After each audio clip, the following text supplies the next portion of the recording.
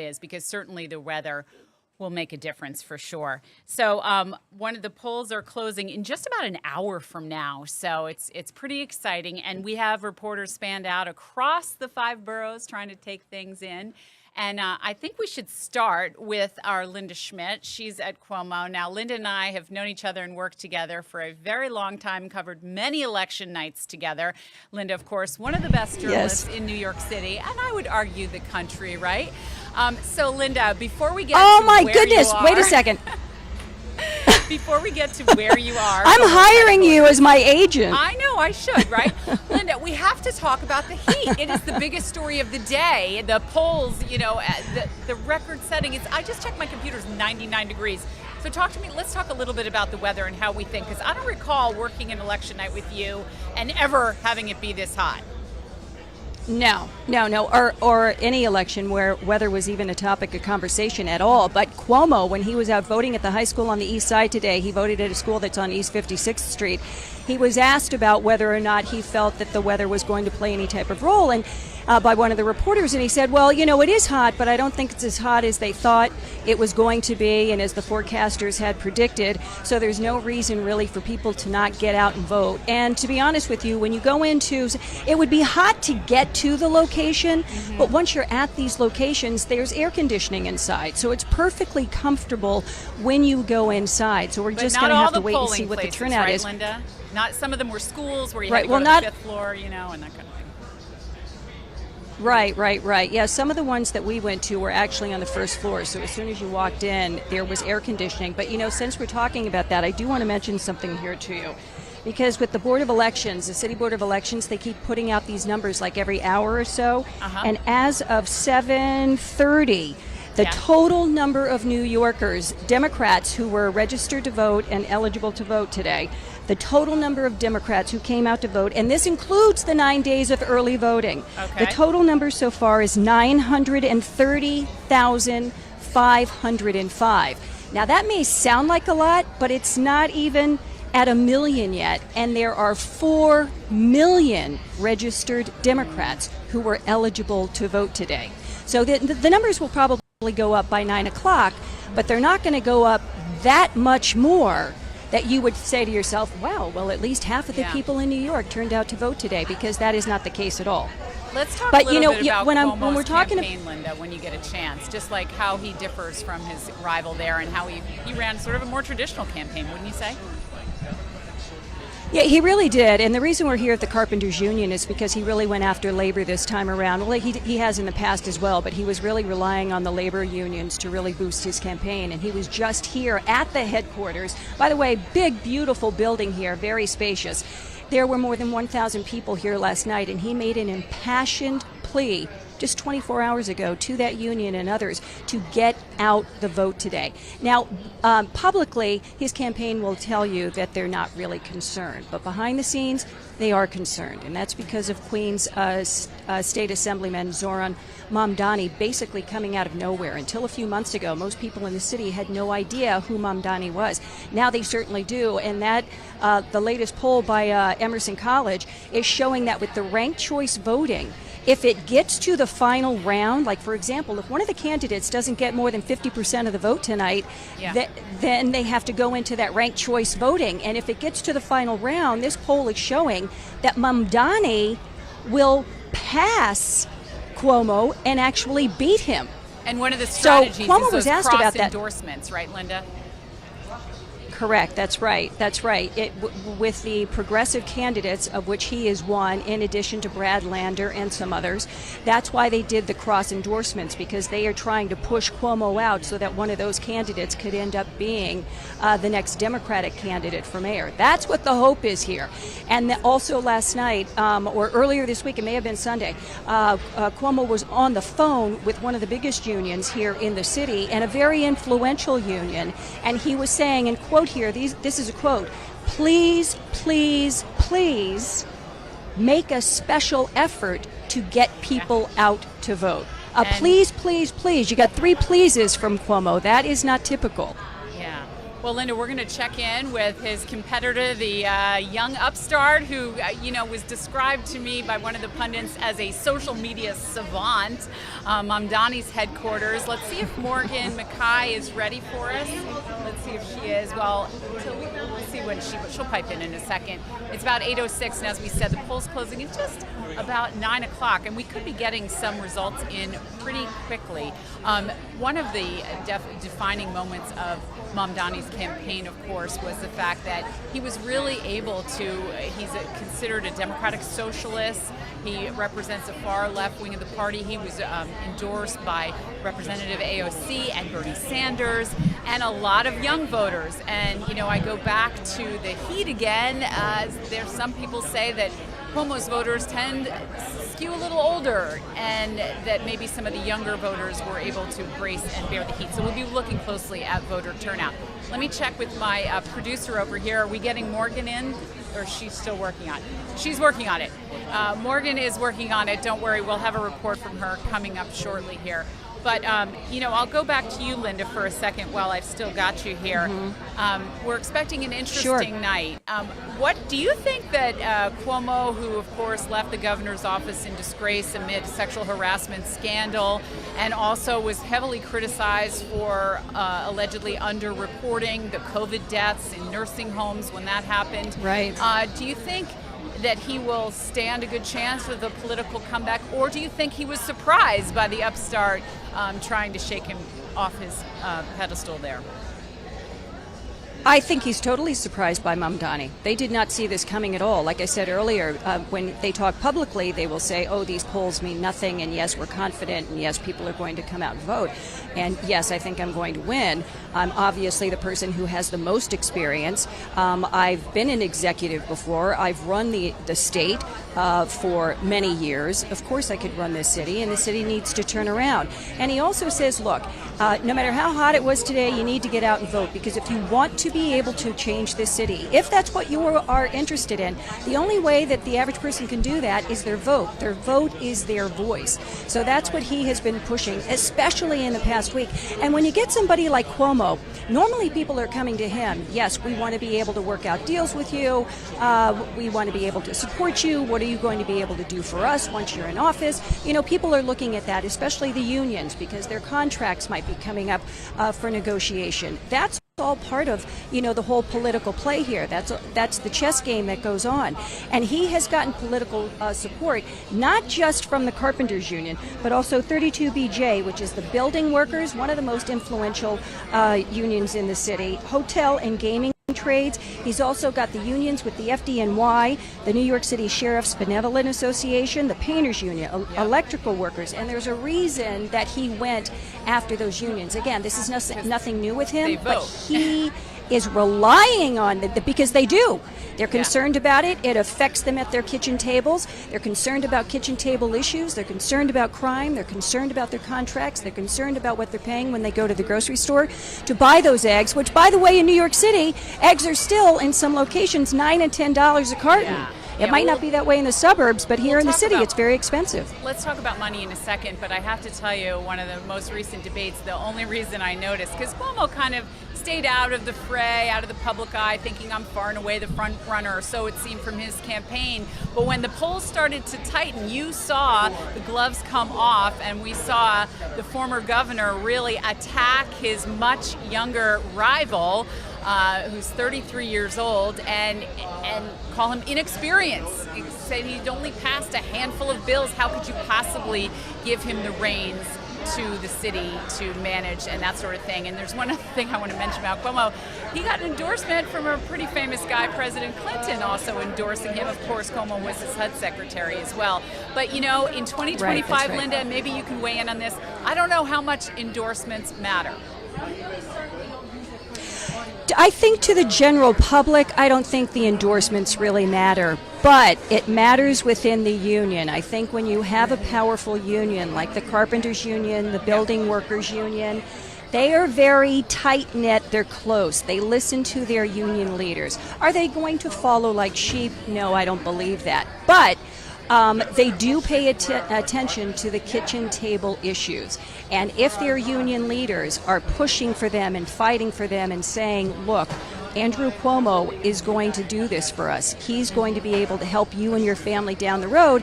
Many of them will vote for Cuomo. Now, somebody outside of those unions, I don't know that really endorsements play that big of a role. You either like the candidate or don't. You either like what they are, what their campaign platform is and what they're saying they are going to do for you, or you don't. You either like a Democrat or a Republican or an independent, or you don't. And by the way, no one is expecting any of these candidates tonight to get more than 50%. And if that happens, that's when we go into this ranked choice voting, and then we have to go through all of these rounds. Now, as a security policy or an insurance policy, so to speak, for Andrew Cuomo, he has also started a new party. It's an independent party called the Fight and Deliver Party. So if he doesn't get the Democratic nomination, he's going to be on that independent ballot line in November. So one way or the other, correct, one way or another, you're going to be able to see him. Yeah. Same so, thing. Linda, yes, and of course the mayor as well. Oh, yeah, the mayor. That's right. Let me just recap for people because I kind of cut you off there.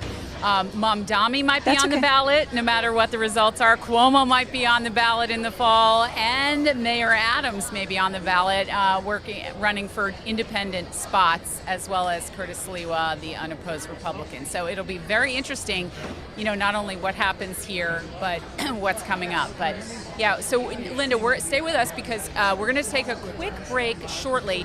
But coming up, we're going to go to Morgan McKay. She's been eager to update us on what is happening at Mamdani and give us all the very latest. And we'll talk with her. We'll chew the race out a little bit in detail. So stay right with us. And if you have questions, go to our YouTube channel and write them in there. We'll have question and answer period coming up.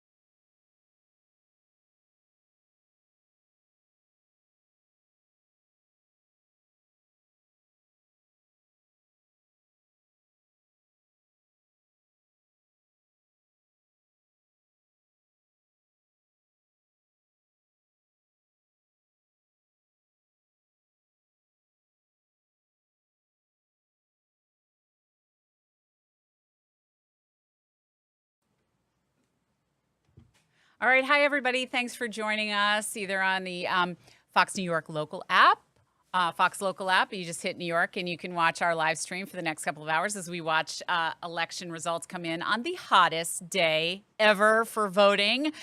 You can also watch us on our YouTube channel and you can put questions and comments in the chat. We'll have a Q&A. So we were just talking with Linda Schmidt, who is live and the West Village at Cuomo's headquarters, and we've been waiting to talk to Morgan McKay. She has been busy at Mamdani's headquarters getting all the facts. Morgan, let's talk about a young upstart, comes from behind with almost no name recognition, and I don't want to say he weaponizes social media, but he certainly uses it to his advantage to push his way right up, even though he is backed by the most progressive socialist left part of the party. He is making a name for himself in this race. What have you got for us? Yeah, Sharon, you couldn't have two more different leading candidates in the polls right now. State Assemblyman Zohran Mamdani is the youngest candidate in the race. Contrast that with former Governor Andrew Cuomo, who's the oldest candidate in the race. Mamdani is a democratic socialist and really started this unprecedented grassroots movement, really aimed and targeted towards young voters. And he's been very successful in getting out his vote. He's been very successful when it comes to his media strategy, and he's also taken advantage of ranked choice voting in New York City. Ranked choice voting was supposed to make elections a little friendlier, encourages participation by candidates more together, and we have Mamdani cross-endorsing with candidate Michael Blake and candidate and City Comptroller Brad Lander. They were out campaigning this morning, encouraging voters to get out the vote. Mamdani started his day at 5 a.m., and that shows just exactly kind of who he's been. Very early, kind of who he's been in this campaign. He walked the length of Manhattan on Friday. He's very much, his campaign has knocked on more than $1 million, they say. So really, it's about this grassroots movement that they've formed that really hasn't been seen before. And if he does win, it would be the first time that a Democratic Socialist wins a citywide election. So Morgan, let me ask you a question. We talk a little bit about one of the reasons that he's so popular, especially among young voters here in New York, is he wants the buses to be free.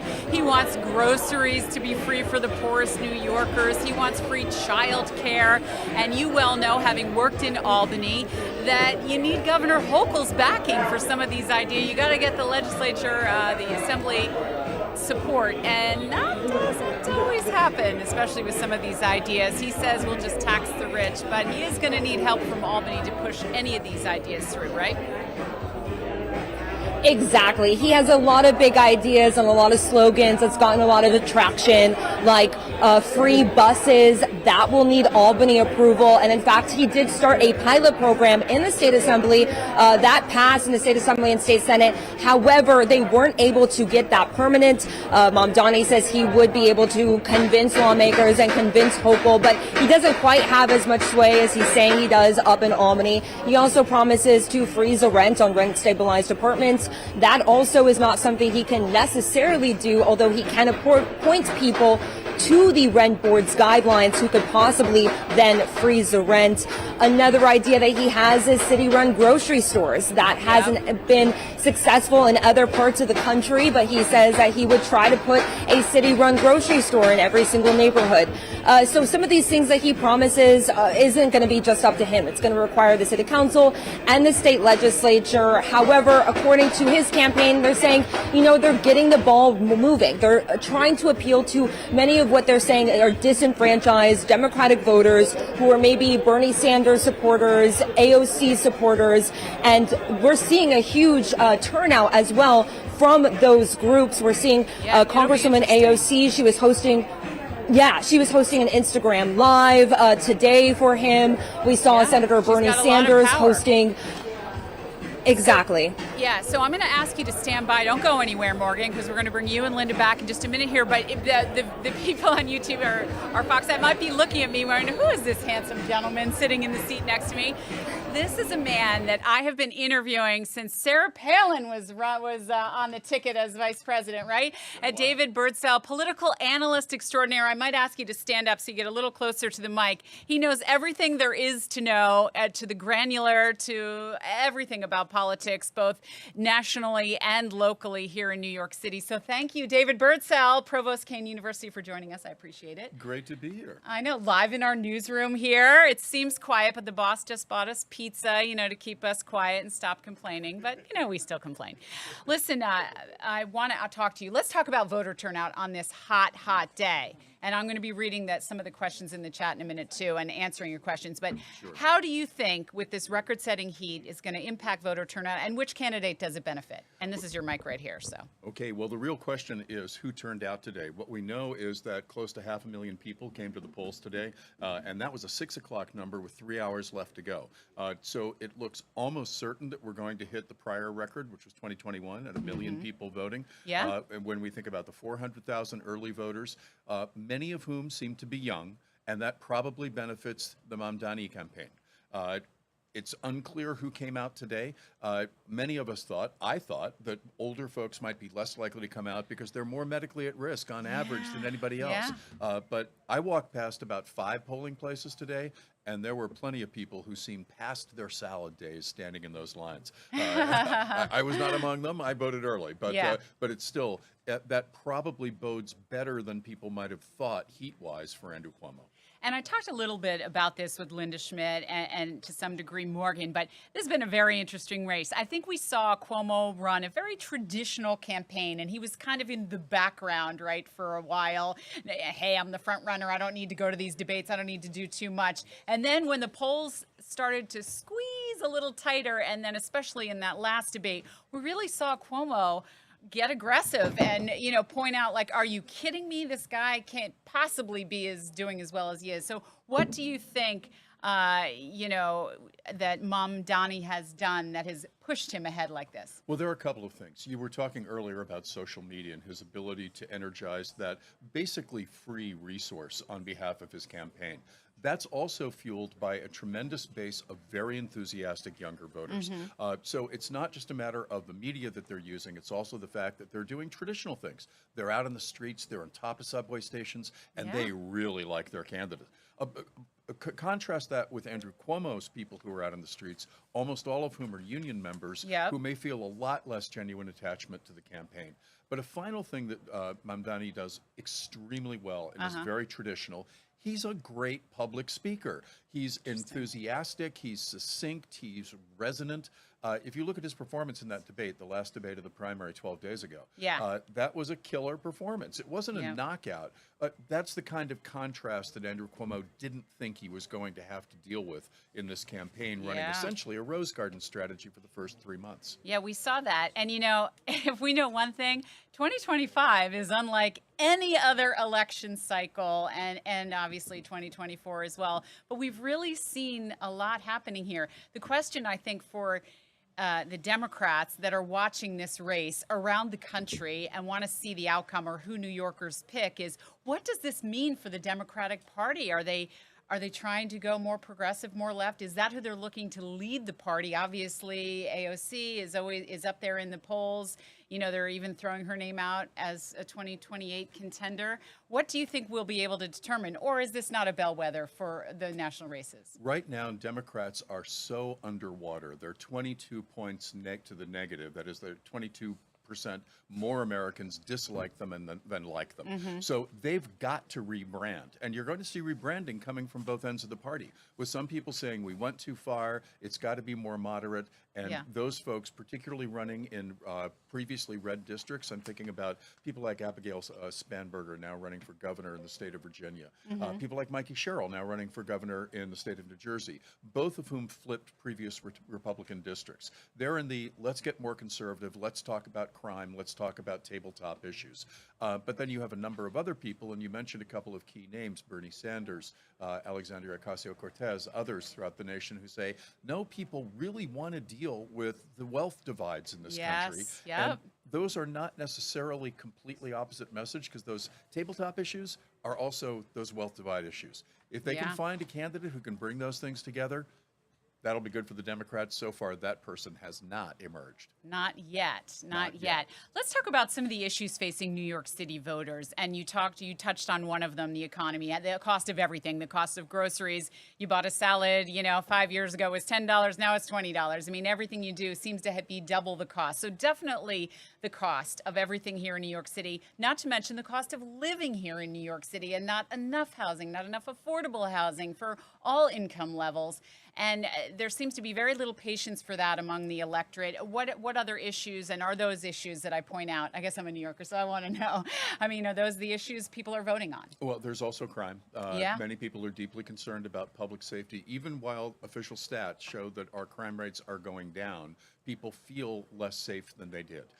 And there are certain quality of life issues like the dirt in the subways, the trash that isn't collected because we've cut back on collection cycles. Homeless, right? Yeah. Homeless surged since pandemic, and we've never been able to get that number back down to where it was. It was still too high in 2019, but it was lower in 2019 than it got to just a few months into 2020.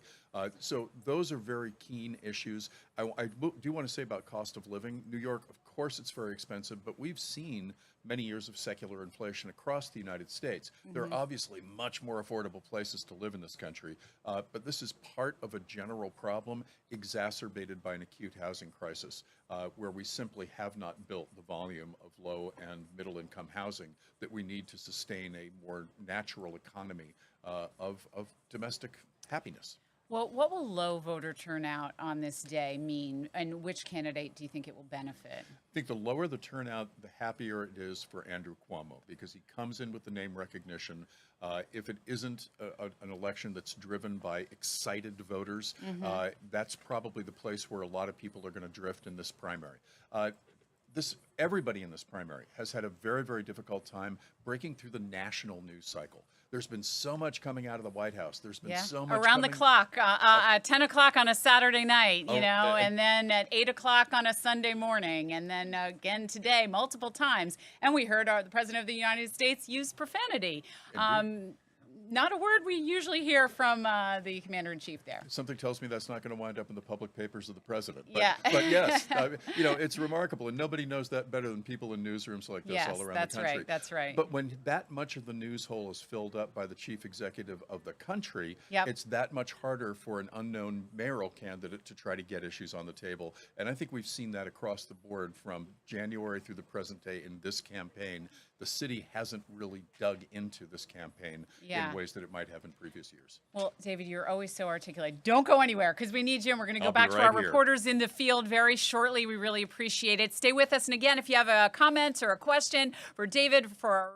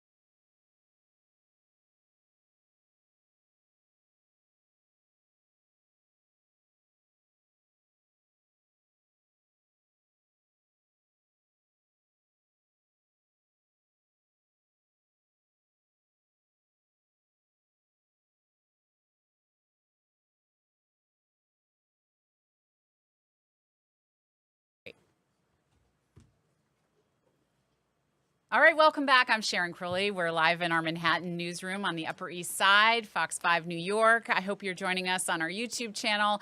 Some of you have been writing questions in the chat, and a comment, and a really important one I want to answer for you right now is, will we have a winner tonight?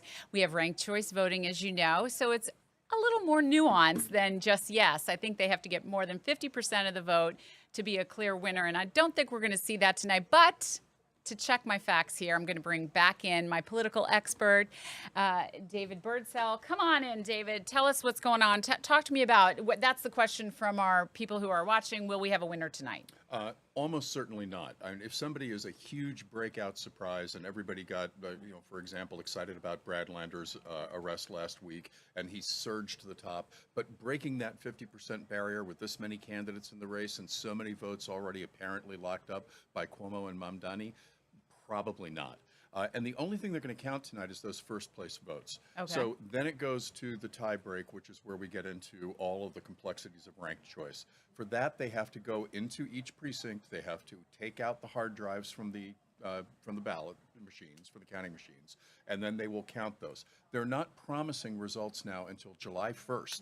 So we could be here a week from today, Crazy. actually seeing what gets announced. And it could go further because they can still receive ballots up until that day, and they will count them if they're received by that day, and that may take a couple of days more. Wow. I feel like New York City should have a better system, a little faster.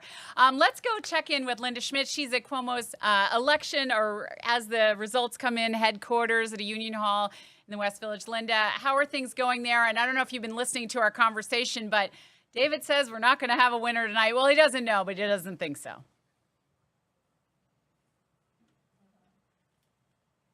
Oh, do we hear Linda? Oh, do we have? Oh, we're working on your audio, Linda. There we go, Linda. Go ahead. Okay. We got it? Okay. Yep. Yeah, the chances of one of these candidates getting more than 50% of the vote today is extremely slim. No one is expecting that to happen. Now, anything, of course, is possible, but as David Birdsell was just talking about there, and he really is an expert in this field, the likelihood of that is very, very slim. But I do want to talk about something because, you guys were talking about mail-in ballots. So far, the number of mail-in ballots from the 5 boroughs is about 45,500. I got that from the City Board of Elections. And as far as early voting, there were 9 days of early voting here in the city. That wrapped up on Sunday. Sunday was the last day. And there were 384,338 people who voted early. Now, what they're thinking is that many of them were the younger people and that they would be breaking for Zoran Mamdani. From Queens, the Democratic Socialist, and that most of the people voting for Cuomo would be older voters, and they would be going to the polls today. So we're going to have to wait and see if that happens. But again, this is one astonishing thing to me is really how few Americans vote. I mean, people are dying around the world for the right to vote. Yep.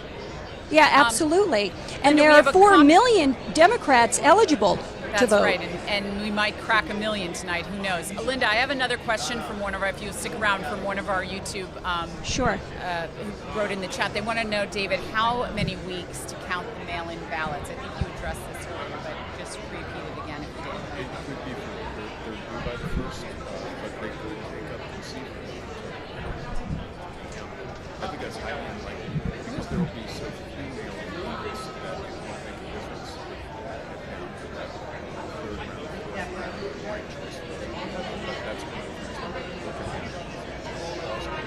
Those could change even what happens in the third or the fourth round. So I don't want to put Linda on the spot, but I will put you on the spot, David Birdsell. Cuomo has notoriously not had the best relationship with the media, and we witnessed some of that during this campaign. What would you say, and do you think he would have to improve it going forward should he win? Well, if we look at and let's assume that he wins all the way through and wins in the general election. We've seen mayors, Michael Bloomberg famously had a very testy relationship with the media. Especially when he went on vacation, right? Especially there, and especially if people followed him there. Yeah. But it's very much the case that people govern more effectively in some ways with the media, but I don't think anybody would criticize in many respects the way that Michael Bloomberg was still able to run the city, because he was also wise enough to empower his commissioners, his deputy mayors, and others to be a friendlier face and a much better source for many of those reporters. And that kind of strategy can work. That is not what Andrew Cuomo did as governor. So I have a pro tip for whoever wins the election to be New York City's next mayor. If you're listening on our Fox 5 New York YouTube channel, don't leave town if a storm is coming. If it's a hurricane, if it's a snowstorm, we expect you to be here. Just a little pro tip there. And I've never run for elected office, but I have observed many a downfall. It's a good one, and Edward John Lindsay on knows it. So I want to see if we can check in with Morgan Mackay. She's been listening to our banter back and forth here. And Morgan, what are you looking? Oh, not yet. All right, Alex, my web producer, we're live in the newsroom here and things are unfolding and we're kind of excited to be doing this for you and bringing the results as they get them, but we won't be getting them till 9 o'clock. We'll be getting Morgan in just a minute here. Alex, should we go to another comment or you want to go back to Linda? Yeah, I have one queued up. Oh, we have a comment queued up. Another question. Maybe Linda will answer it. They want to know where you bought your pretty jacket, Linda, so start. You have to look at the label or what? And what my favorite. Wait a minute, is that what? No, that's not what they're Are asking. you kidding? Somebody really asked that? No, I'm asking it. I love your jacket. It looks fantastic. Now, we want to know what the exit polls. We're going to talk, Linda, with David about what the exit polls are saying. Do we have any information on that yet? We don't have it yet. We're going to get the answer to that and bring it to you as we get here. But yeah, so we are, Linda, it looks quiet behind you, but my experience has been that we're not going to see the candidate there for quite some time. The polls have to close and defined results come in, or at least some, right? That's right. Yeah. I mean, typically, especially when we're talking about a big race like this, the polls close at 9 o'clock. The candidate's probably not going to be showing up here until 10:15, maybe even 10:30. There are just a few people here. Most of the people that are here right now, members of the media. I mean, this is a big room. We've got pretty much room here. It's spacious. But most of the people here, the media right now, and then there are some members of Cuomo's advance team. They are here, to keep us in our spots and to get us set up, but that's pretty much it. His supporters, they'll usually start bringing them in maybe around 8:30ish, somewhere around there. That's normally what happens. That's how these things normally play out. And then Andrew Cuomo possibly showing up maybe around 9:45, 10:15, somewhere in there. Yeah, I saw him voting with his daughters today, right? Earlier. Yeah. I was just gonna mention that. Thank you for bringing that up. Yeah, he was with two of his daughters and his son-in-law, and when he went into that high school on East 56th Street, I mean, he was treated like a rock star. Most of the people there were older people, but they were clapping, they were cheering, going up, shaking his hand, saying, "Welcome back." That they were happy to see him running for office again and showing up and voting there. So he got a very warm welcome. Now, it wasn't a room that was jam-packed with people, but there were definitely, dozens of people there, and they were, for the most part, all of them were happy to see him. Wow, very interesting, Linda. All right, listen, thank you so much. Don't go anywhere. We'll be coming back to you. We're going to try to go now to Morgan Mackay to bring us an update on what's happening there. Morgan, it really looks quiet behind you there, and I guess that's because we're still a little ways away from the polls closing at 9 o'clock and everybody trickling in all those surrogates, right? So we gotta, once Linda's done, we gotta have Morgan dial in. So Oh, okay. Guess what? As we learned, so Linda's going to hang up and then Morgan's going to call in. That's how that works.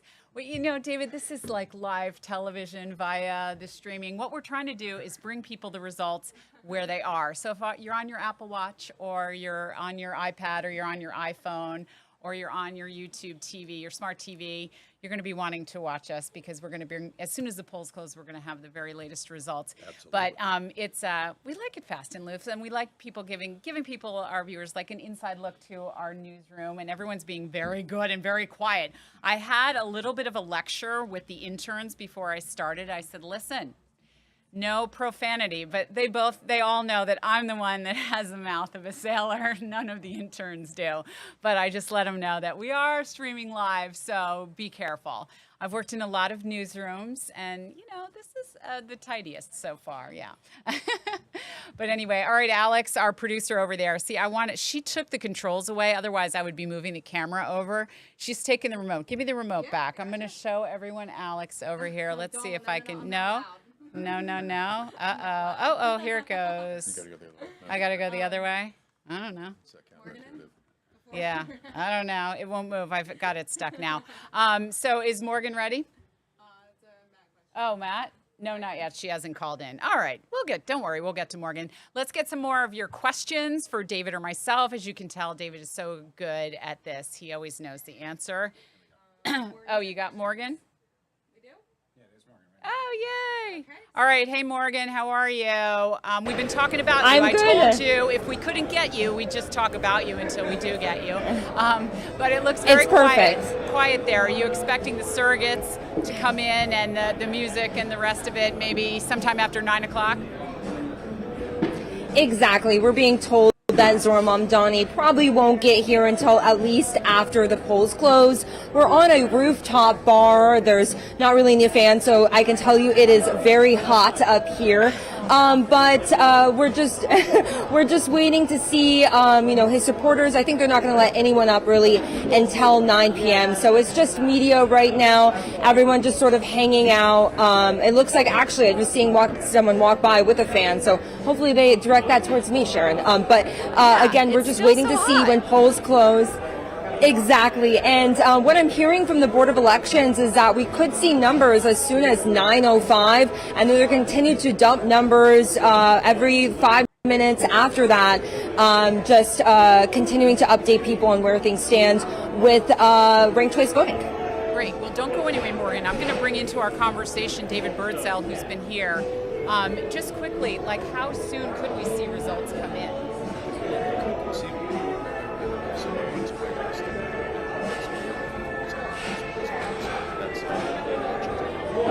But that is a highly so it's almost great choice. Wow, amazing. Well, Morgan, don't go anywhere. We're going to have to take a quick break in just a couple seconds here. I'm checking with Alex. She wouldn't let me turn the camera on her, so because she stole the remote from me as I'm trying to move around here. But don't worry, I'll get her in the show before 9 o'clock. So she wants me to take a break right now. She's nodding. Yes, she won't even let her voice be on the YouTube stream. So stay with us, Morgan. We'll be right back on the other side of this break.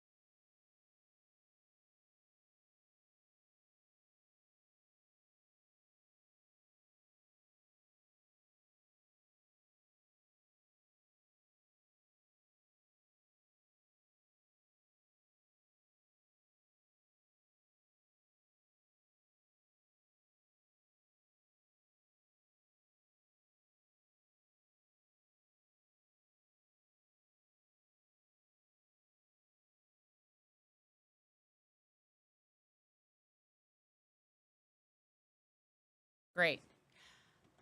All right, we're back here live in the Upper East Side Manhattan newsroom of Fox 5 New York, and we are following the results as they come in. The polls are going to close at 9 o'clock on this hot primary.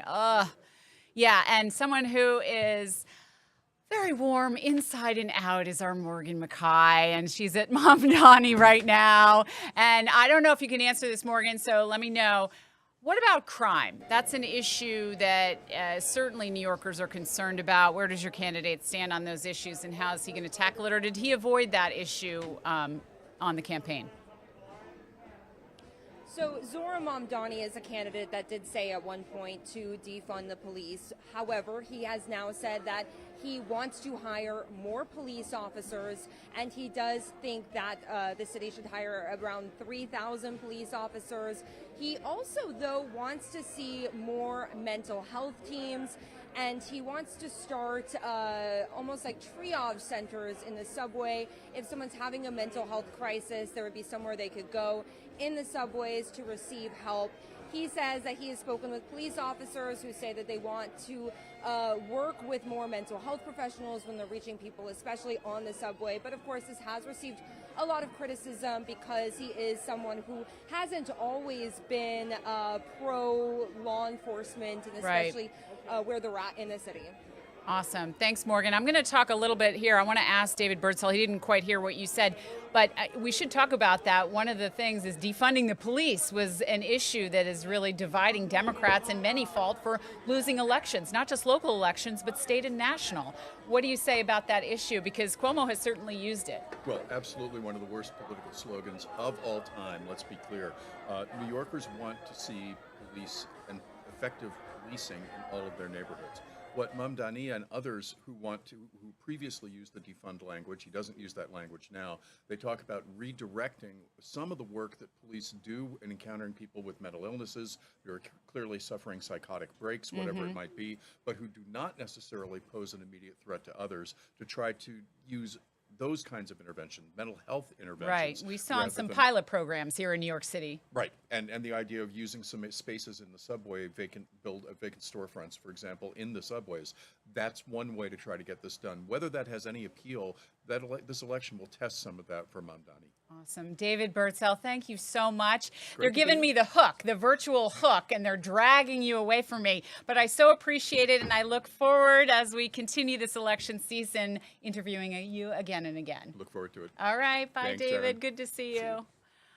So, yeah, that was David Birdsell. He's a Provost University, Kane University Provost, and I so appreciate his insight and analysis as we work our way toward November and a very interesting election cycle.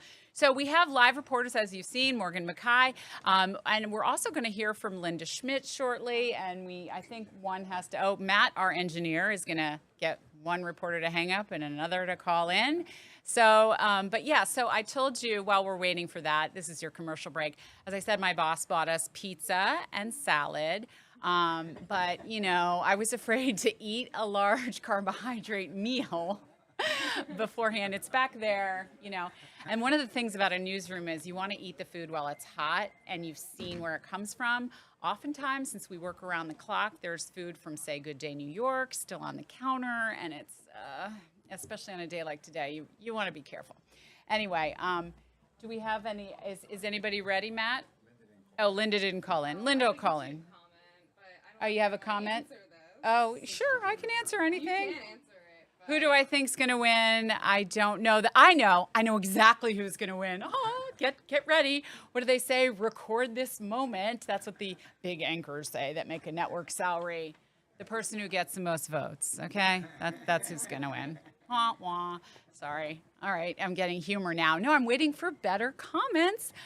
Something more interesting here. But yeah, it was great to hear from David. As I said, we go back a long time, and he really does have his finger on the pulse of what's happening here. But this race has really garnered a lot of attention, not just here in New York City, but around the country. We touched on that a little bit with our reporters, Morgan and Linda, that, you know, people are trying to figure out who is going to win the New York City mayoral race, and what will that say, if it's a Democrat, about the future of the Democratic Party?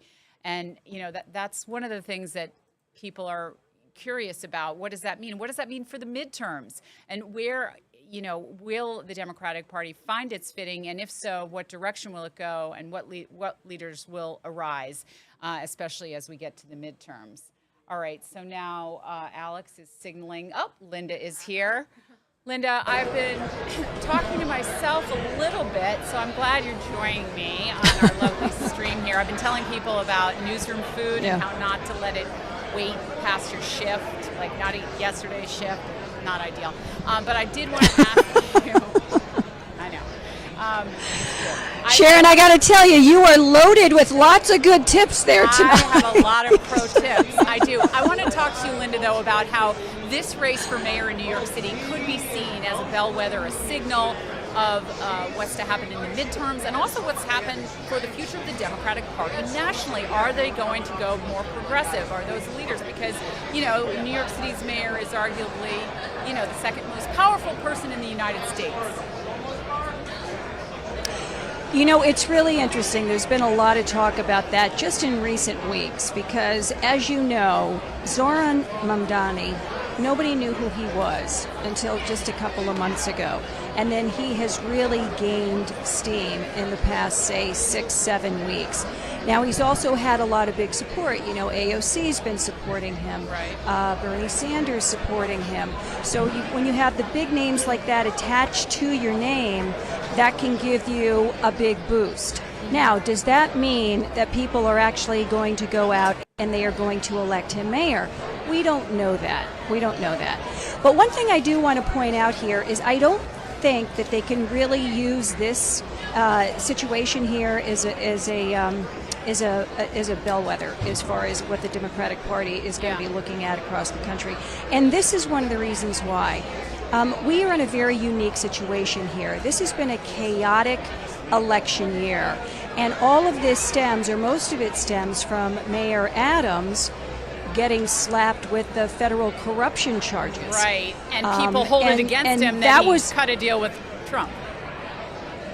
That's right, that he cut a deal with Trump. They dropped the charges against him, and then many people were suspicious that he was then just going to be a puppet for the Trump administration. That's so right. They could enact their crackdown on immigration. So that's something here in New York City that many voters were not comfortable with. But are they going to be so uncomfortable that they would actually vote in favor of a socialist to run the city?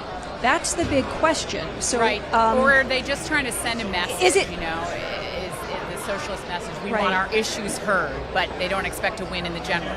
Right. Correct. And the fact that Cuomo's name is in it now, he could end up winning this whole thing, and that was the early prediction here. Once all of this happened with Mayor Adams, with the scandal and the charges and everything being connected to Trump, that's when Cuomo tossed his name into the ring, and he had been thinking about it for quite some time. And we had been hearing leaks here and there, as you know.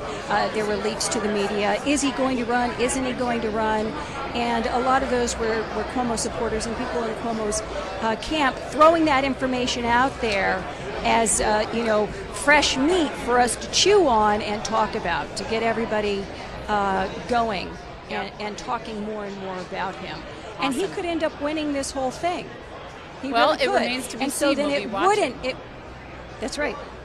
And but if Andrew Cuomo does win, if people are looking at New York City as an indicator of where the Democratic Party is heading, is it moving more progressive? If he wins, the big answer there is no. Yep, very interesting, Linda. Thank you so much. Stick around. We're going to get here right until the polls close at 9 o'clock. We're going to go back in just a minute to Morgan McKay, if we can find her. She was saying it was really hot where she is, and they hadn't let any of the supporters up yet, as she's on a rooftop bar in Long Island City. So, sweating, hoping they'll bring some fans up as the polls close and the results come in. Matt, are you going to try to get Morgan for me? All right, that'd be great.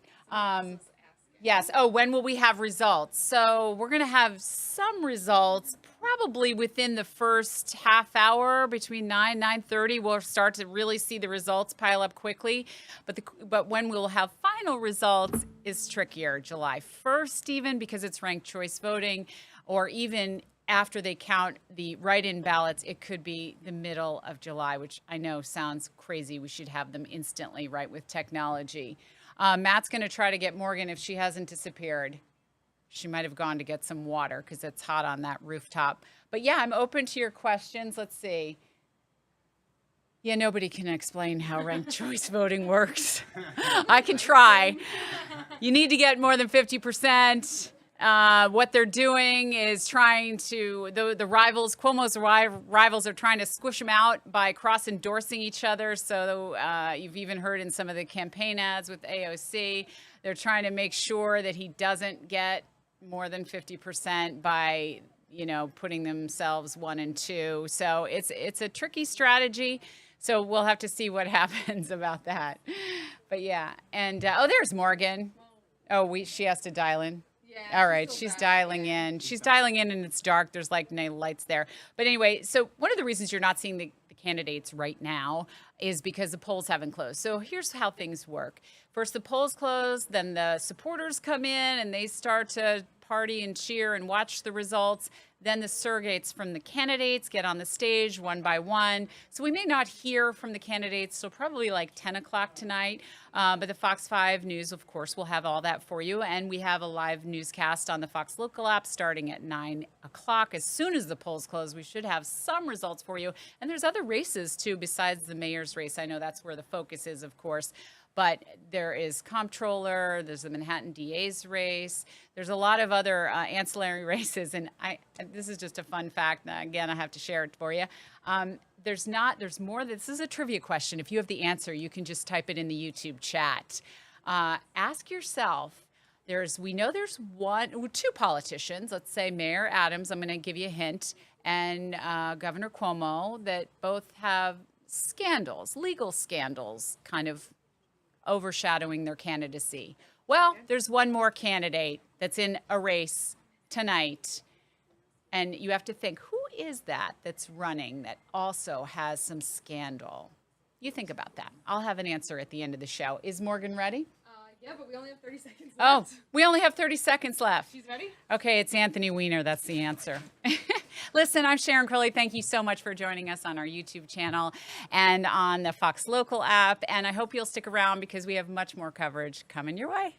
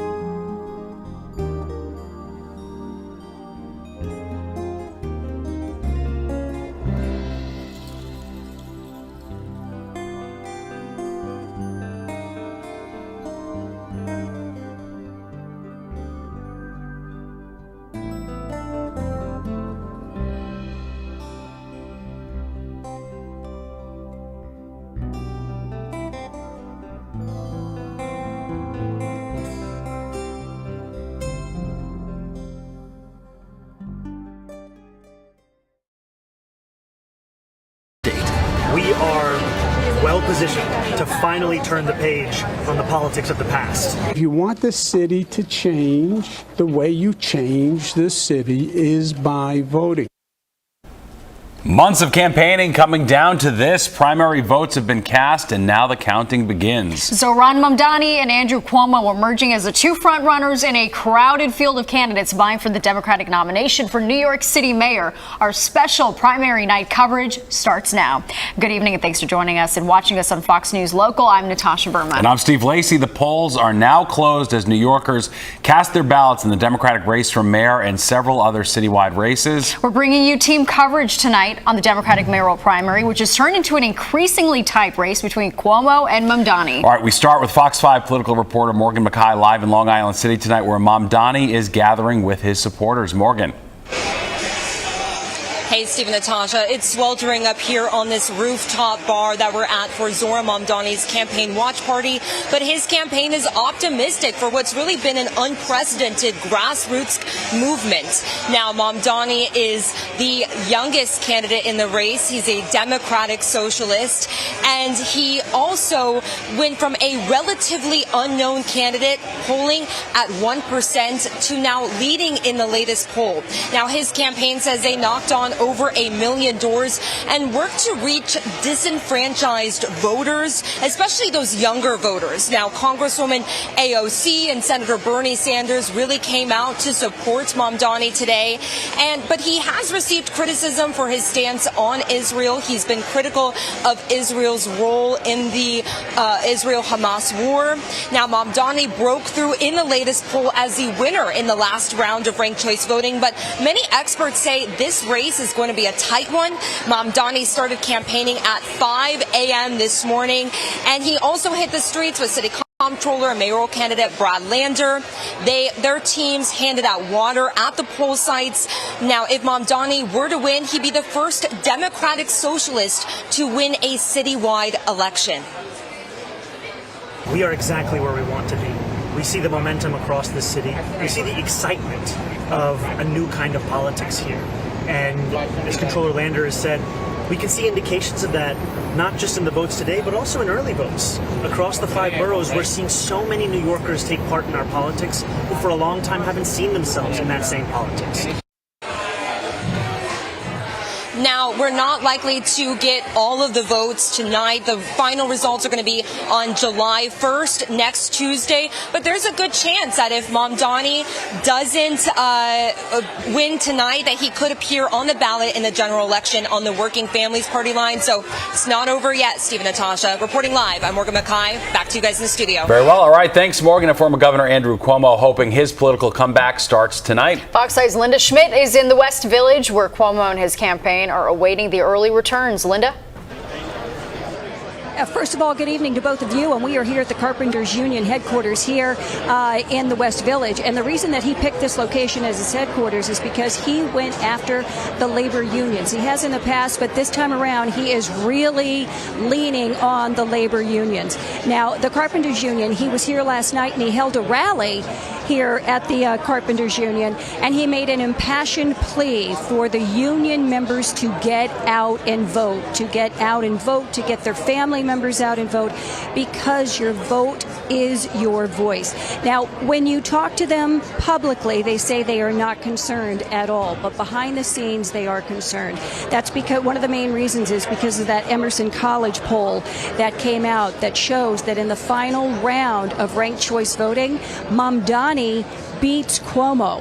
Now, this is something they definitely did not anticipate. So what they are doing here, they want the union members to get out and vote. They have been pressing for that, and hopefully they are saying that is going to pay off for them. In addition to that, Cuomo made a phone call to one of the leading unions, one of the most influential unions in this city last night, and he said, quote, please, please, please make a special effort to get out and vote. Now we're going to have to wait and see if the union support is actually going to end up paying off for the former governor. and we will see if he ends up making it to the next round or the third or the fourth round. They do not expect any one of these candidates to get more than 50% of the vote tonight, so we will 99.9% be going through the different rounds in the ranked choice voting. For now, that's the very latest from here. Back to you. All right, Linda, thank you. And Mamdani surged in the polls in the final weeks of the campaign. All right, but as she just said, it's going to likely be a week before we know if it's enough to get him across the finish line. Let's bring in political analyst David Birdsell now for his thoughts on the race. So that is the interesting point of the ranked choice voting. We're not going to know tonight, most likely. That's right. Yeah. What we'll know tonight is who has those first place votes. And as Linda pointed out, it's highly unlikely that anybody's going to get over the 50% threshold. So it'll be next Tuesday that they expect to be able to announce. It might take longer if they have a surge of absentee ballots. They had a request for over 100,000 ballots. Only about 18,000 of those have come in. So that would be a relatively small fraction of the electorate. Probably not, unless those numbers pump up over the next few days. July 1st is the due date. Then they might not need to count them. If they have to count them, that's going to delay things. But they have to do it all at once, right? That's the thing, yeah. That's exactly right, because that can make a really big difference once you go into ranked choice, who's going to drop out of that last spot so that you can reallocate the votes. Right. This is an unusual primary. You have a former governor versus a rising progressive. How did we get here? We got here because you have such a fractured Democratic Party at this point. You have a surging left that may have hit its national ceiling in Bernie Sanders with his two presidential campaigns. But if you look at who one of the most visible and popular Democrats is on a national scale, it's Alexandria Ocasio-Cortez. She's getting the votes. She's been touring the country with Bernie Sanders. On the other hand, you have a lot of candidates on the other side of the political spectrum among the Democrats. I'm thinking of Mikey Sherrill running for governor in New Jersey right now, Abigail Spanberger running for governor in Virginia, both of whom flipped previously Republican House districts, and they make exactly the opposite argument, that you've got to talk safety, you've got to talk security, you've got to talk tabletop economics, household finance. And so very different senses of where the electorate might be, and who wins this argument is going to speak volumes to what happens in the next presidential cycle in 2028. Yeah, it's sort of like this schism between young Democrats and older Democrats, certainly here in the city. That's what we've seen. And the voter turnout was up amongst younger voters in this primary, which would seem to bode well for Mamdani. You've got to think that that looks very good for Mamdani.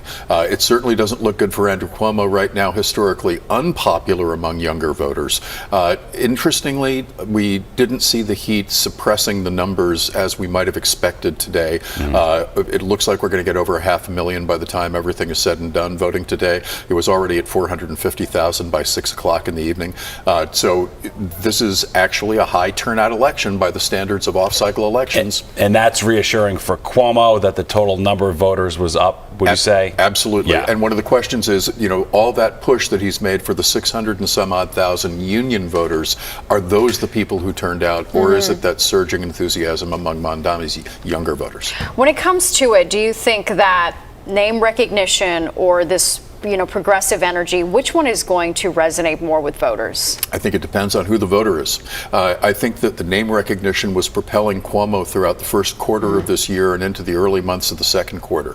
And then Mamdani began to pick up steam. The social media campaign was much better than anybody else actually in the field. But he also had these very enthusiastic volunteers. They bragged about how many doors they've knocked on.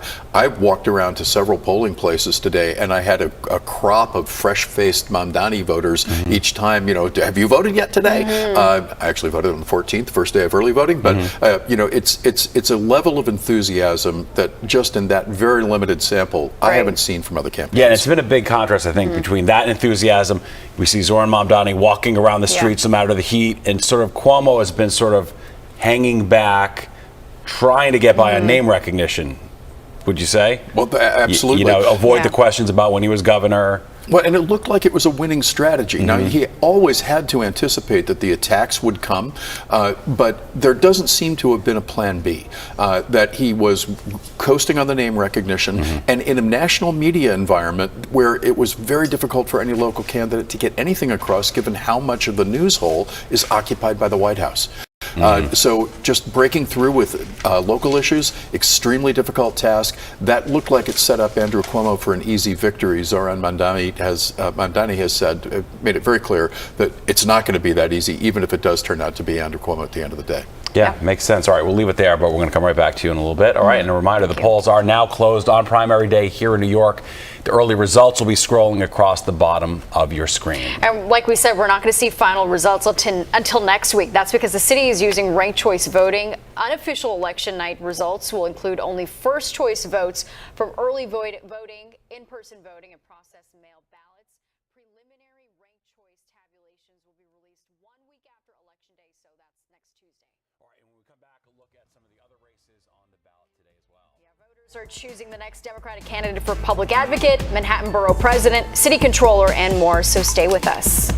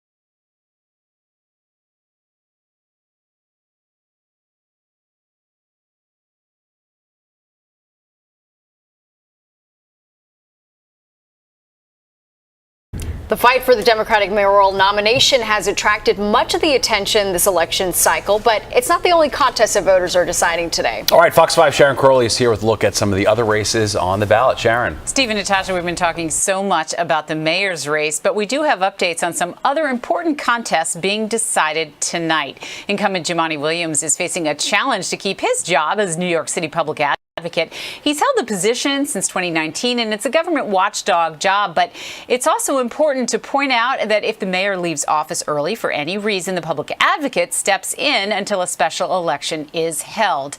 And a number of candidates are currently vying for the job. Williams is facing a challenge from Assembly member Jennifer Rajkumar, who represents Queens. Another challenger, Marty Dolan, a retired businessman from the Bronx. Another competitive race is that for the candidates who want to be the next Manhattan Borough President. There is no incumbent in the race. State Senator Brad Hoylman-Siegel and City Councilman Keith Powers are fighting to win that job. And now for the money watchdog, New York City Comptroller's job is up for grabs. Lots of contenders here. Current Manhattan Borough President Mark Levine, City Council Finance Chair Justin Brennan, and civil servant Ismail Malav, and State Senator Kevin Parker. Two Republican candidates are also in that race, Peter Kafalis and Daniel Mayo.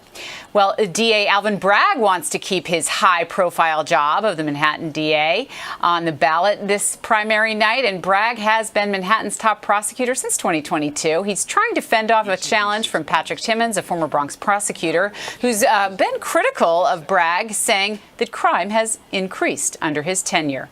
And former Congressman Anthony Weiner, who resigned in disgrace and served time after texting a minor, now looking for a political comeback on the New York City Council.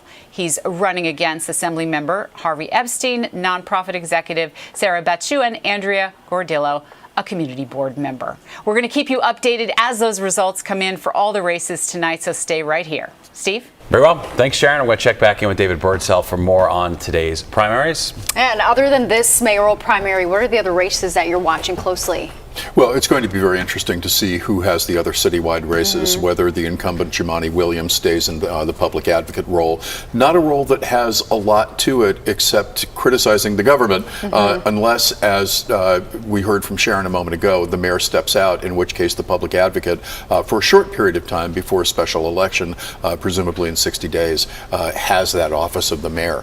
The controller position is very important, though. Interestingly, they have never been able to turn that into a successful mayoral race. We see Brad Lander trying to do that right now. It's not looking particularly good for him. He may surprise on the upside tonight, particularly after his very public arrest last week in the courthouse while trying to escort an immigrant out of that building. But it's really hard to get traction from. What do you think about the timing of that? Obviously, that got him a lot of publicity at a good time. Was it too late for him? Was it the right time? Would it have been better for him if it had happened earlier? What's your sense of how that will affect tonight? Thinking purely politically, it was probably good timing for him because there wasn't a lot of time to undermine the position, and it didn't put him on the spot in any way that he wouldn't have wanted to be speaking publicly. I will observe that he was, in fact, frequently at that same courthouse with different immigrants trying to get a sense of how this enforcement mechanism and how the hearings were working. So it wasn't as if this was carefully timed by the campaign.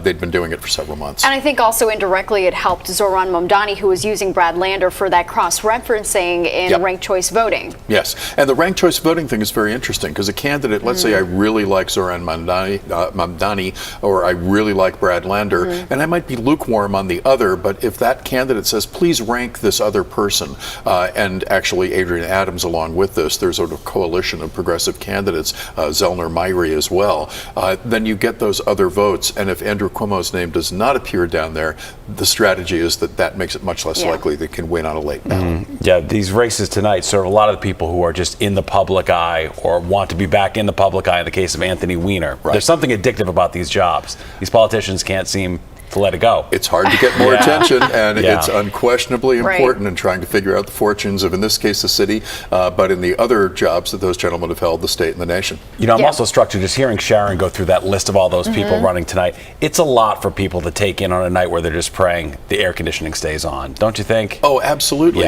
And again, in a political season where so much of the oxygen is taken up by what happens in Washington, if it was hard for the people at the top of the ticket for the mayoral race to make a breakthrough, how many searing issues have we heard about in the comptroller race? Not much. And that even for people who pay a lot of attention to politics. We talked about ranked choice voting. I mean, this is the second time that New Yorkers are doing this. Do you think they've gotten the hang of it by now?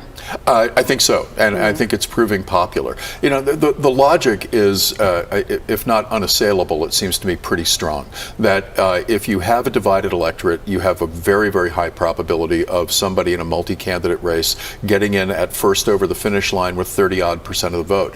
You know, I'll go to the state of Maine a number of years ago with Paula Page, who loved to boast, I was Donald Trump before there was Donald Trump, a very confrontational, very conservative Republican governor. Never got more than 34% support in the polls. But there were two more traditional Democrats, one running as an independent, the other as a Democrat, and in both cases split the remainder of the vote so that that 34% was enough to get over the finish line, leaving most, two-thirds of the state feeling pretty unhappy with what the outcome is. Ranked choice makes that much less likely because at least you take the next worst, the least bad candidate. Yeah. Right. And you get something closer to your choice, even if it's not your first choice. You get less of an outlier candidate ultimately. And all right, we'll leave it there for now. All right, and still you. ahead, more live updates on primary night. We're checking back in on Cuomo and Mamdani campaigns as they gather with supporters tonight. Stay with us.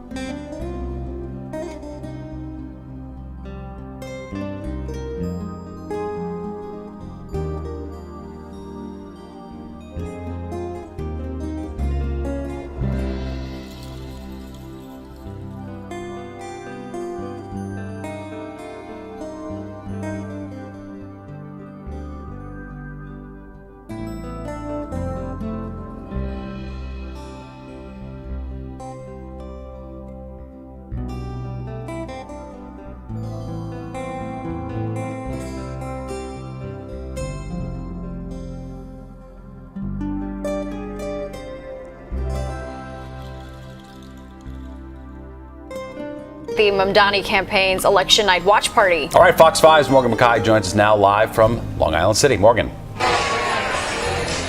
Hey, Steve and Natasha. So we're getting preliminary results right now from the Board of Elections. They're updating numbers in chunks about every 5 minutes. And right now, Zohra Mamdani has a lead of about 9 points with half the votes counted, or about 7 points. Right now, we're expecting that these votes are about early voting results, which we're expected to favor Mamdani. Cuomo is expected to do better in the general on the election day, which is today.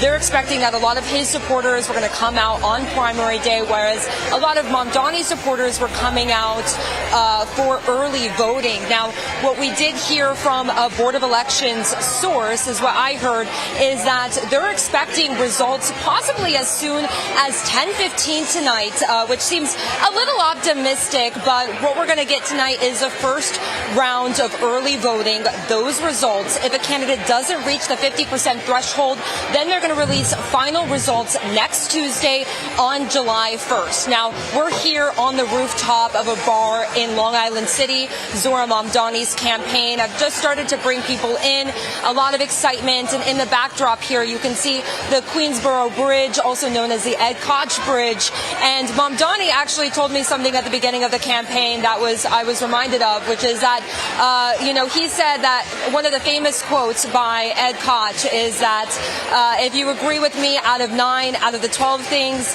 that's great. But if you agree with me out of 12 out of the 12, then you need to go see a psychiatrist. So he says that even though he's not necessarily everyone's pick in terms of all of his policy ideas, he says that he really encourages people to look at his record, look at what he's been able to do in terms of this grassroots movement. His campaign went from polling at 1% to now leading in the latest poll. Reporting live, I'm Morgan McKay. Steve, Natasha, back to you. Very well. Interesting anecdote. We appreciate it. Thanks, Morgan. And over in the West Village, Andrew Cuomo and his supporters are holding a watch party of their own. Fox 5's Linda Schmidt is there and joins us now live. Hi, Linda. Yeah, hi there. You know, Morgan was talking about the supporters arriving there at Zoran Mamdani's campaign headquarters, and that there's a lot of enthusiasm. Well, a lot of enthusiasm is starting to materialize here as well. More and more supporters are showing up. As for when Andrew Cuomo is going to be arriving, we don't know yet. We reached out to his campaign. They said they're going to get back to us. But historically, these things happen. The candidate will show up around 10:15, maybe 10:30, and they come out and they address their supporters. But the Cuomo campaign, they are concerned here. Now, when you speak to them publicly, they will tell you they are not concerned, but behind the scenes they really are. And when he was voting today, he showed up with 2 of his daughters and his son-in-law, and he was being questioned by reporters, and he was saying, look, the bottom line is this: if you want change, if you want to be able to change this city, if you want to turn things around, you have to do that with your vote. Your vote is your voice, and you need to get out there and vote, no matter how hot it is. And then I also heard Morgan talking about the younger people, the younger voters tended to vote early during the 9 days of early voting. And most of the people who would be voting for the former governor would be turning out today at the polls and casting their ballot. And I have to tell you, when he showed up and he was voting today at a school on East 56th Street on the east side, when he walked in there, he was like a rock star. He walked in, people were clapping, and one of the things they said to him, one of the women there and a couple of others said to Cuomo is, "Welcome back." Meaning, we're glad to have you back. We are glad that you are back in politics, and we hope this is going to be a big political comeback for you. Now we're going to have to wait and see. But even if he does not get the more than 50% tonight, he does have a security blanket and insurance policy. He will be on the ballot no matter what in November on the Fight and Deliver party, which he started, which is an independent party, and he would be on that ballot line. So we will see him on the ballot in November. Back to you. All right, Linda, thank you. Let's check in with political expert David Birdsell one last time. All right. That's a fascinating point she makes. We've got this primary system, but we're looking at potentially the closest general election mayoral race we've had in quite some time, because we're going to see Cuomo on it. We're probably going to see Zoran Mamdani on a line. Mayor Adams running as an independent. It's going to be interesting. Absolutely. In many cases, you might think that if you had a far-left Democratic nominee, if we assume that Zoran Mamdani actually wins this, that would be really good for Curtis Sliwa. But it might turn out to be really good for Eric Adams or for Andrew Cuomo.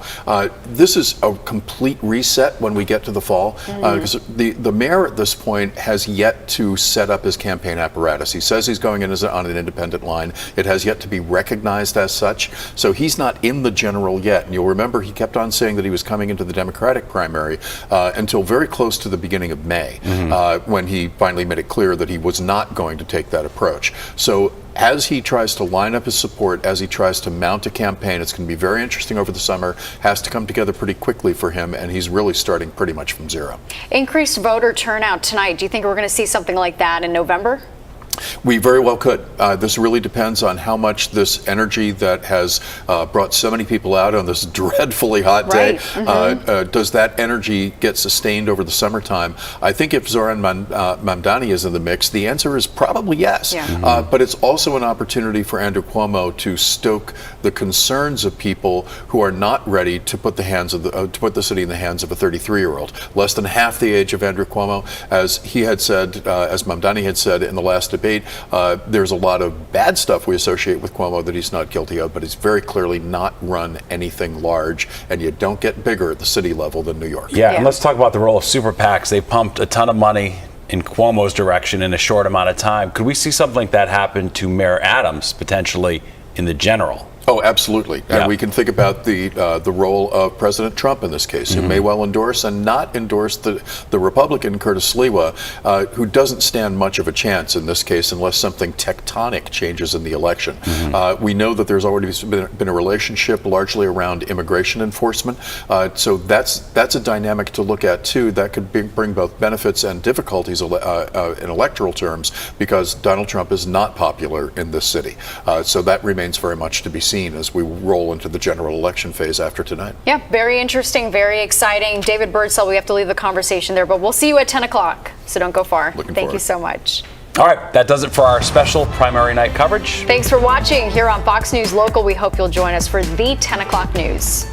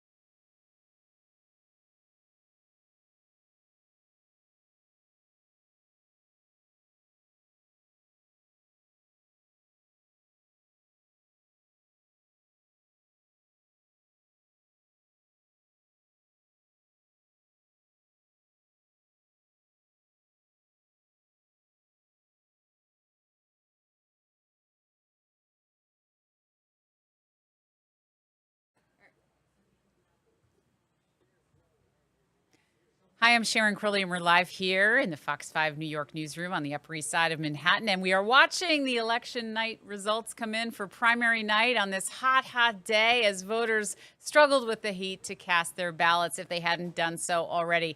Let's talk results about the race that people have been talking about, not just in New York City in the 5 boroughs, but really all over the country. Everybody watching very closely to see what happens tonight. I'm going to get the latest results for you.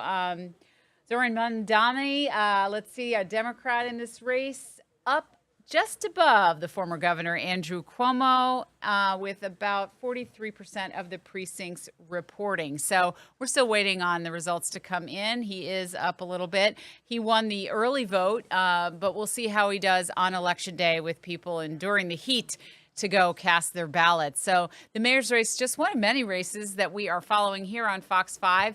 I'm going to take a live look at some of these campaign headquarters. Let's take a look at the race for mayor still. We'll keep it on there. Alex, and we'll show people Zoran's headquarters, Mamdani. How about that? Oh, Cuomo, we're on Cuomo? All right, we're on Cuomo.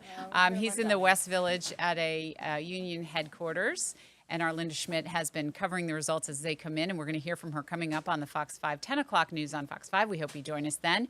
And now let's see Mamdami's headquarters, right? He's in Long Island City. He's not there yet. I think I was talking to you a little bit earlier that it takes a little time. The polls closed just about 36 minutes ago at 9 o'clock. And we may not know a winner. We may not know the winner, actually, of tonight for a week or so as they count the votes and the write-in ballots as well.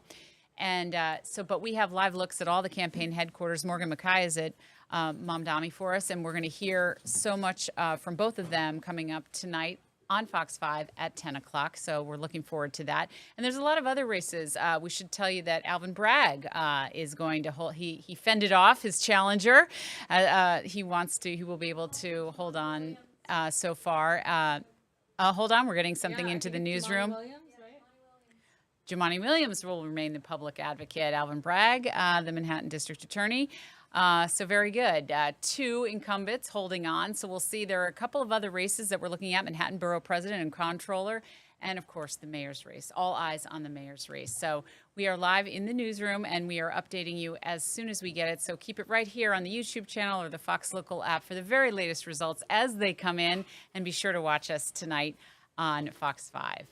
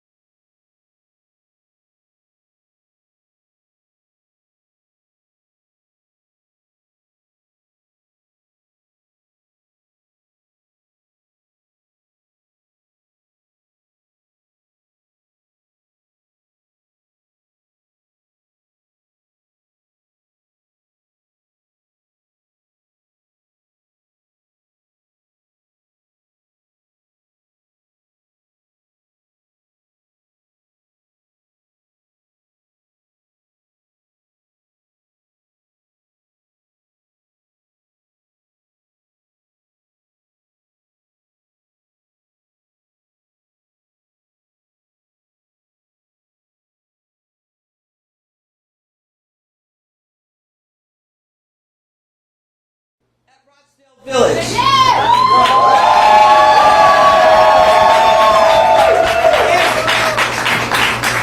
We propelled immediately to where folks who have been running in this race for a year and a half already were, and we leapfrogged over those candidates.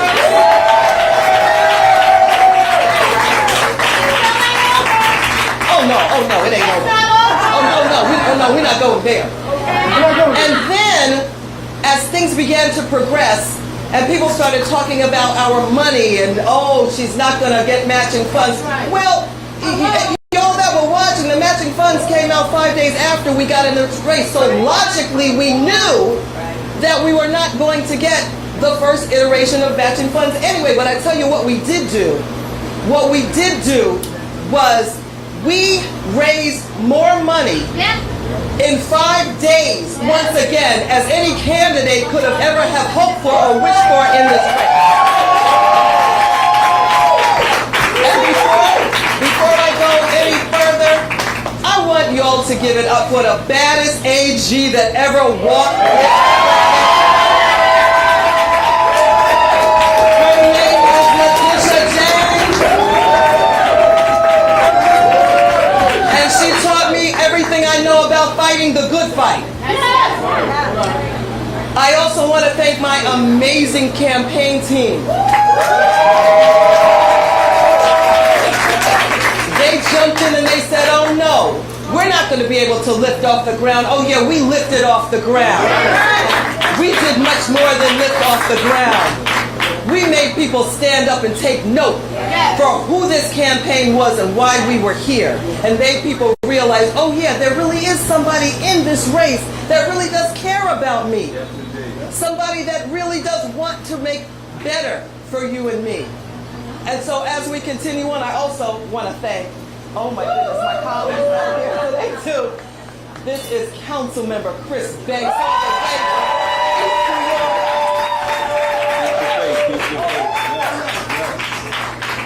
And I couldn't be here, of course. I talk about them in any speech that I talk about. My family.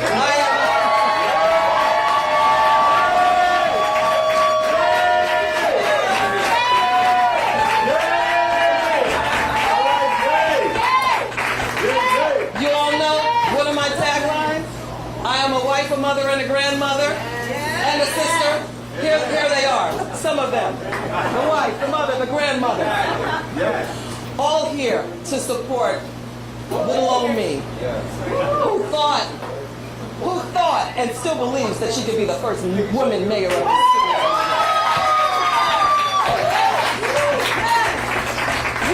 We are strong. We are history makers. Everybody that is watching knows that I'm the first black speaker of the New York City Council, leading the first women majority and most diverse city council in the history of the city of New York. We stand on that strength tonight. And as we move on into this journey, let me just let you all know this has been the most exhilarating journey of a lifetime. Of a lifetime. It has been amazing to meet so many New Yorkers.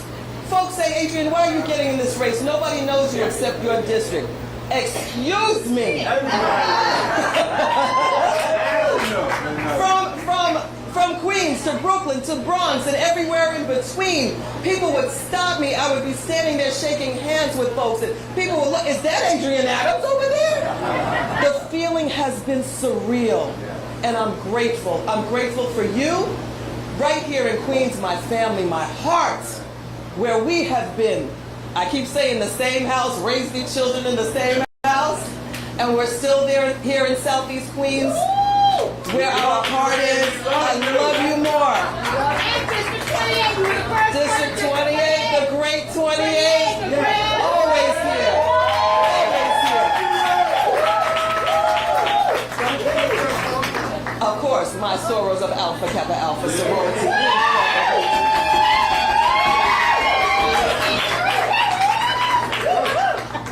And so, again, I just want to thank all of you for always believing in me.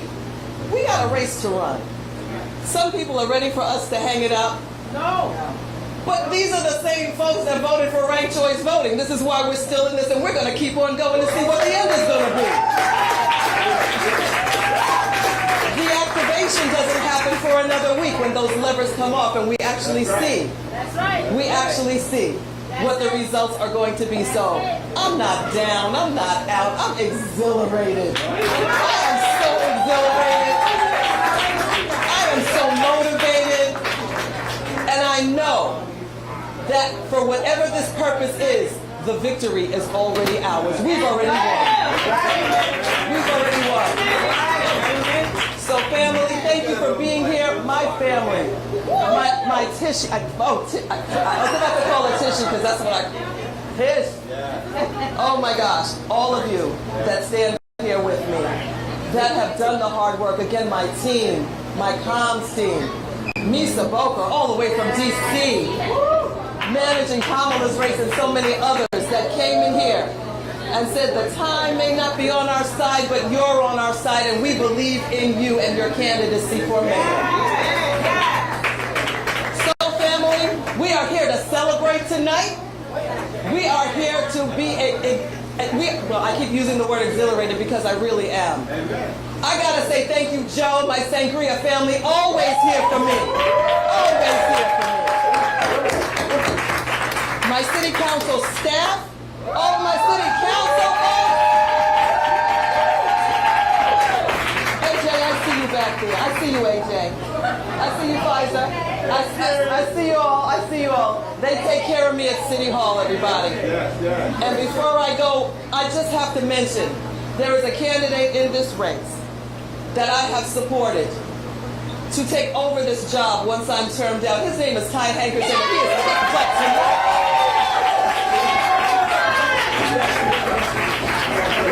He has won. I'm going to say it. I believe his numbers say that Ty will be victorious in his race. So we have somebody coming in that has already done this work also. It is done. Family, let's go on. Let's go on. The race for mayor has not been called. It will not be called for another week. Know that I am still your candidate, still in it to win. And I love you and thank you.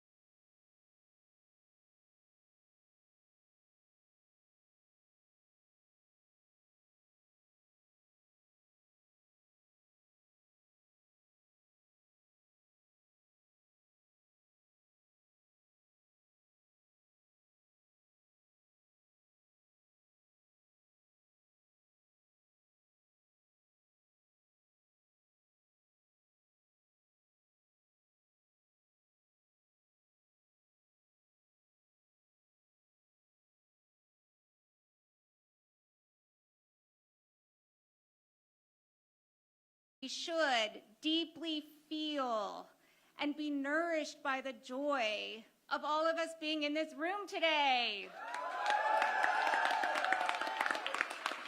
We need to take pride in what we've accomplished and hope for the future. And at the same time, we have to remember Edgardo and Marilyn and the thousands and thousands and thousands of people here in New York City and around the globe who are gutted by the loss of loved ones and terrified about what comes next. The incredible young people on this campaign team. Woo!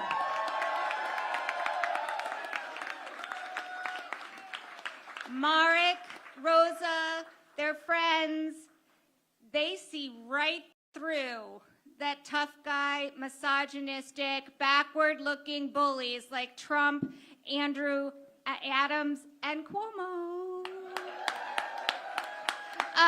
And it is impossible not to feel hopeful when thinking about the future that these guys intend to build.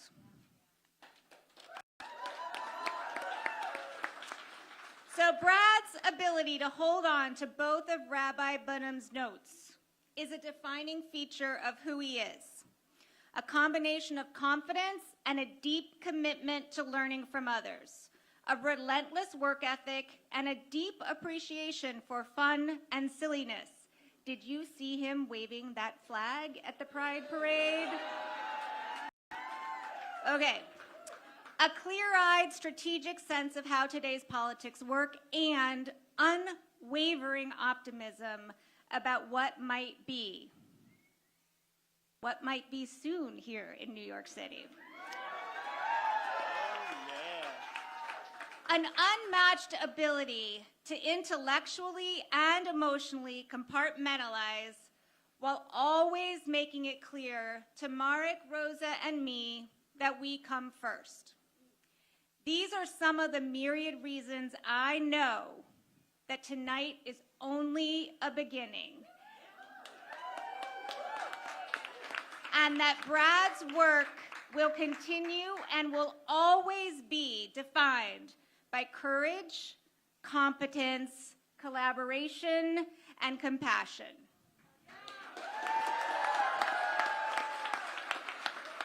And with thanks to Shana Taub, I also know that the only way to reach the future that we fight for is to keep marching together.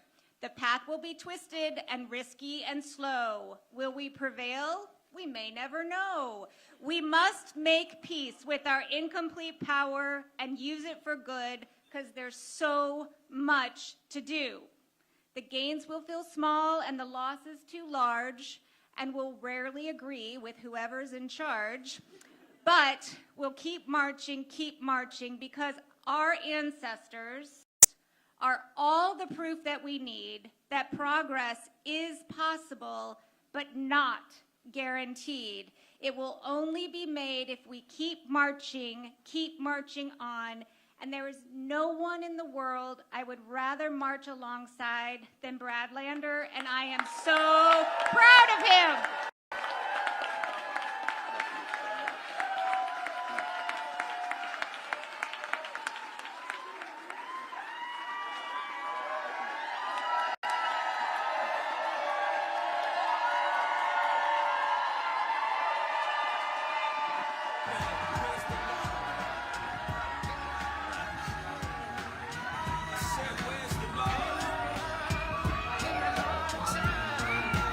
I'm under strict no dancing orders. Meg Barnett, everyone. I could have gotten not one more vote than the people standing on this stage today, and I would still be the luckiest guy in the city of New York.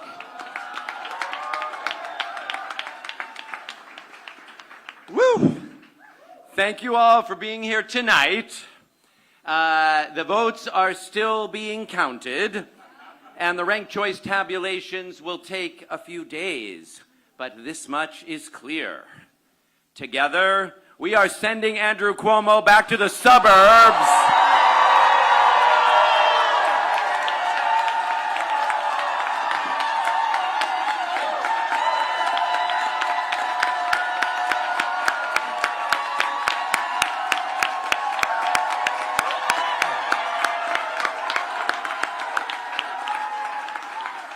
With our help, Zohran Mamdani will be the Democratic nominee for the mayor of the city of New York.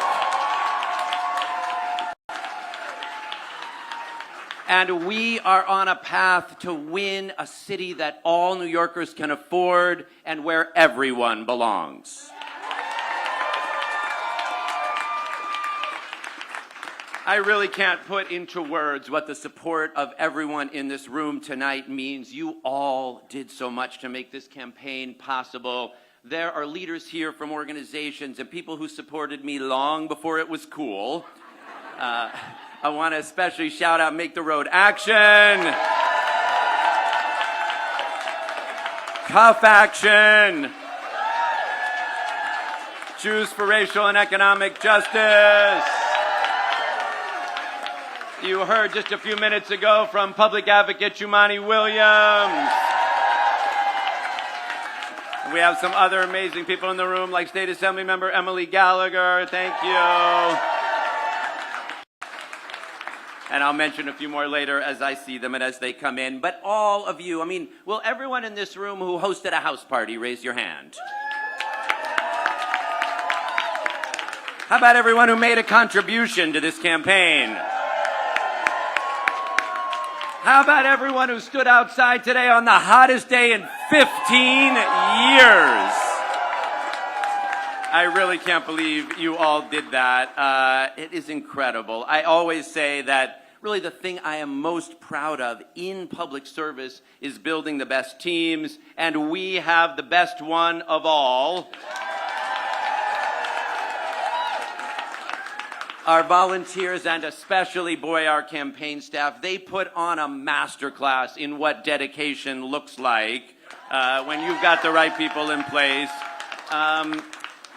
So let's hear it for the best damn staff of any campaign in this race.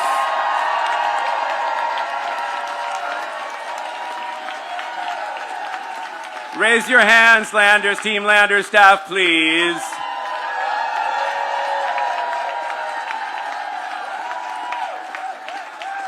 Also, the only unionized staff in the campaign. You guys obviously wrote the best policies and plans, that's hands down. You obviously did the best Andrew Cuomo oppo. Hit after hit after hit. You were the best debate preparers, obviously. And you even finally succeeded in making me look good on TikTok.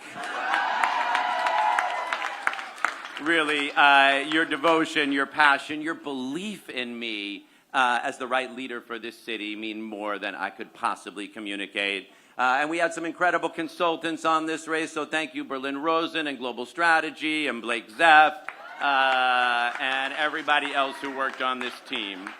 I also need to thank some of the most important people in my life and on this campaign. I mean, of course, the New York Times editorial board.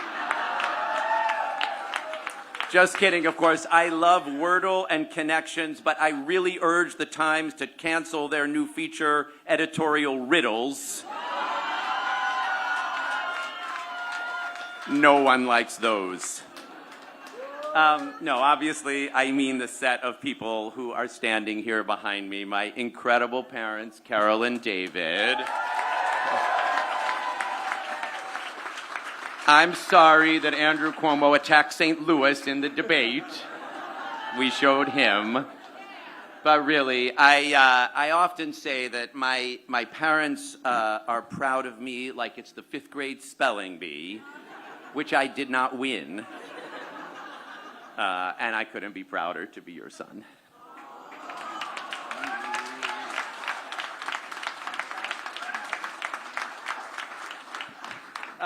Big shout out and thank you to Meg's sister Beth, who is here. And to my sister Rachel, unbelievable partner. Rosa, I'm not jealous that you're better than me on TikTok. But I'm a little jealous that you're more emotionally mature than me and you don't even care about it.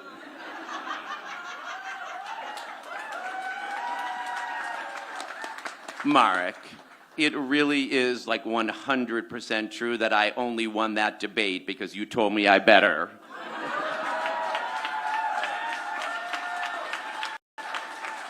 I mean, I know there's a lot of proud parents in this room, 2 of them standing behind me, but no father could possibly be prouder of their kids than I am, really.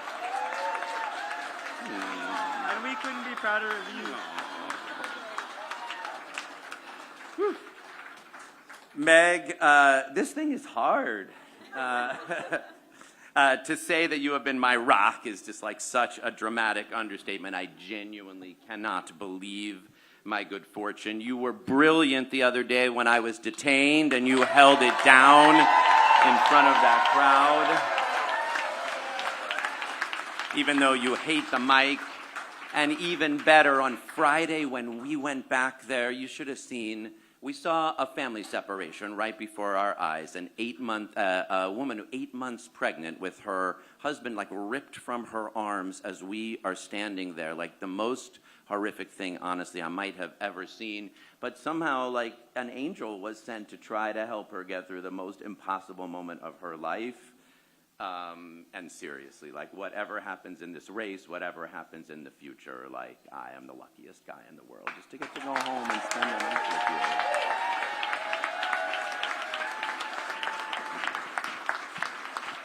you. Please don't listen all the way to the end of the Breakfast Club episode.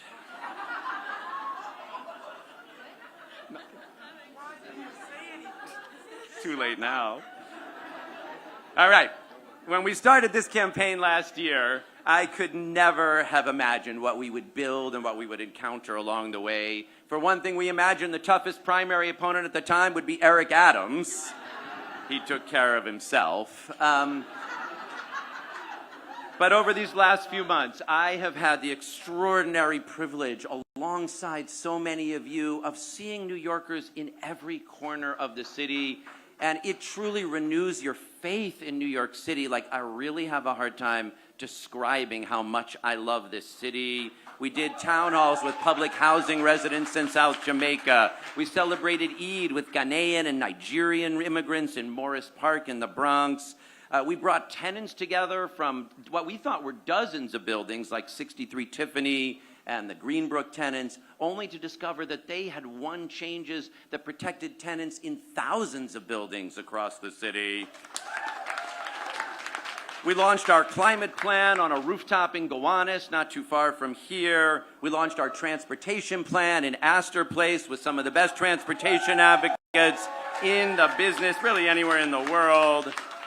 No one has ever had more fun eating a hot dog on the Coney Island Cyclone. It really has been the proudest, hardest, most humbling, and awe-inspiring time in my whole life. And I mostly just want to say thank you. Thank you to everyone who heard our call for a mayor who's got the integrity to end the era of Adams Cuomo corruption. A mayor with the progressive values that New Yorkers share. And a mayor with the government know-how to deliver on them. And these last 2 weeks have been especially remarkable. I'll be honest, 2 weeks ago today, like just 2 weeks ago today, I really was not looking forward to tonight, honestly. And then the very next day, that New York Times opinion panel said I was the best candidate to lead this city. And a few days later, Ezra Klein followed it with the nicest things anyone has ever said about me other than Meg and my parents. And then that night, I got up on the debate stage inspired by Marek, and I hope I made you proud by showing New Yorkers just how unfit Andrew Cuomo would be to be our next mayor. To make clear that we're going to stand by women who are survivors of sexual harassment. We're not going to allow that in our city government. That we're going to insist on a government that tells the truth, that stands up for folks who are undocumented, that insists on honesty and integrity at City Hall. It is not too much to ask for. And on that debate stage, you know, he showed himself to be the bitter, abusive, corrupt, selfish form of politics that we're done with. I want to say that again. We're done with them. Andrew Cuomo is in the past. He is not the present or future of New York City.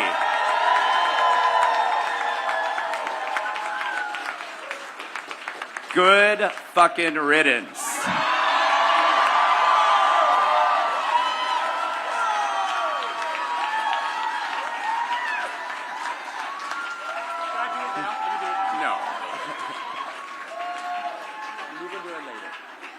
But honestly, here's what's even more important, because we weren't in this race just to protect our city from going down a dark, corrupt timeline. We're in this race to restore hope to our beloved city.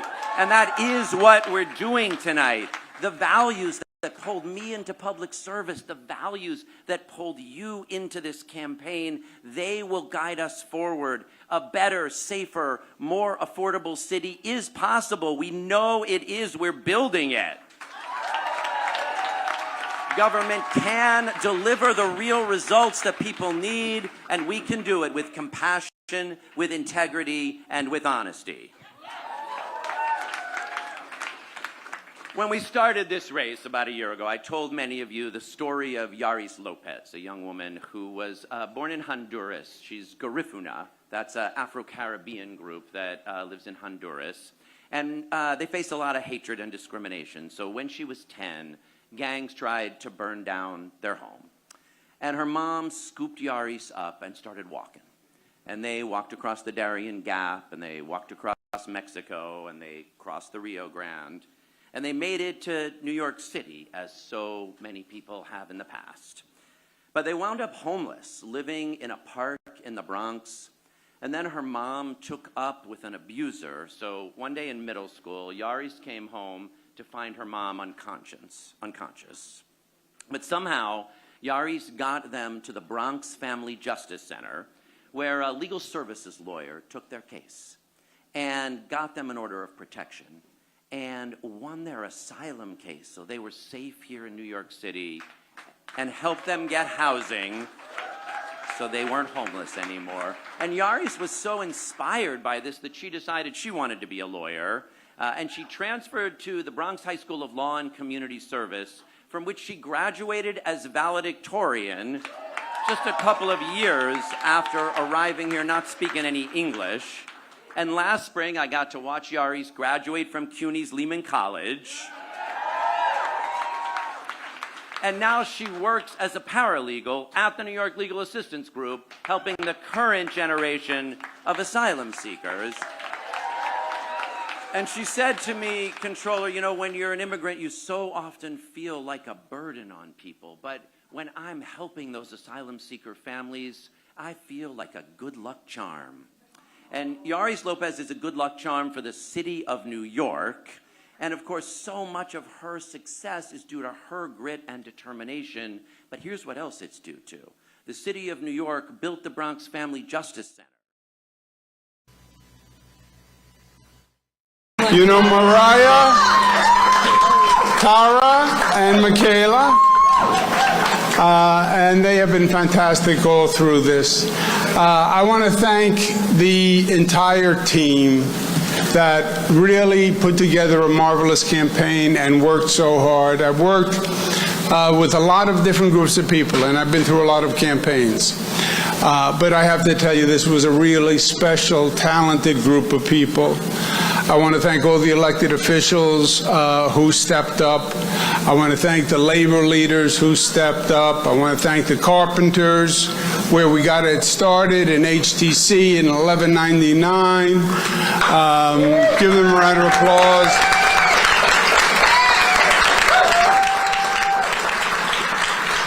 They were really fantastic. I want to thank Mayor Bloomberg, who stepped forward in a big way. I enjoyed having the team back together again. I'll tell you the truth. People came back from when I was at HUD, The old HUD team came back. That's 30 years ago. And the Attorney General team, that's 20 years ago, and the governor's team, and friends that go back to my childhood. So that was all enjoyable, and I'm very proud of the campaign that we ran, and I'm proud of the effort that we put forth, and I'm proud of the issues that we discussed. But tonight was not our night. Tonight was Assemblyman Mandani's night, and he put together a great campaign, and he touched young people and inspired them and moved them and got them to come out and vote. And he really ran a highly impactful campaign. I called him, I congratulated him, I applaud him sincerely for his effort, and let's give him a round of applause and thank him for his campaign. Now, I want to look at all the numbers as they come in, and this ranked choice voting, and what the numbers actually say and do. There is no doubt that there are important issues that are facing this city. That's why this election is so imperative. That's why so many people came out to vote, because these are real issues. And they're not getting better, and they're getting worse. And that's why New Yorkers are as concerned as they are. So the challenges we face are real, and they deserve real consideration. And I want to give some thought about the best way to help address them, the best way to help the party, but most of all, the best way to help the city. And that's what we'll be thinking about as we go forward.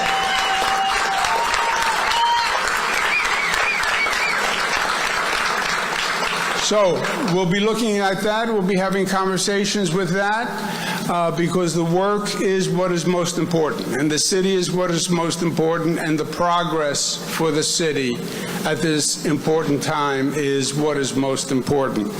And in the meantime, I just want to say thank you again from the bottom of my heart for your really fantastic effort and friendship. Again, I want to applaud the Assemblyman for a really smart and good and impactful campaign. Tonight is his night. He deserved it. He won. And we're going to take a look. We'll make some decisions. But I love each and every one of you, and I thank you for what you've done. Thank you very much. Thank you. Thank you very much. I just answered. Thank you.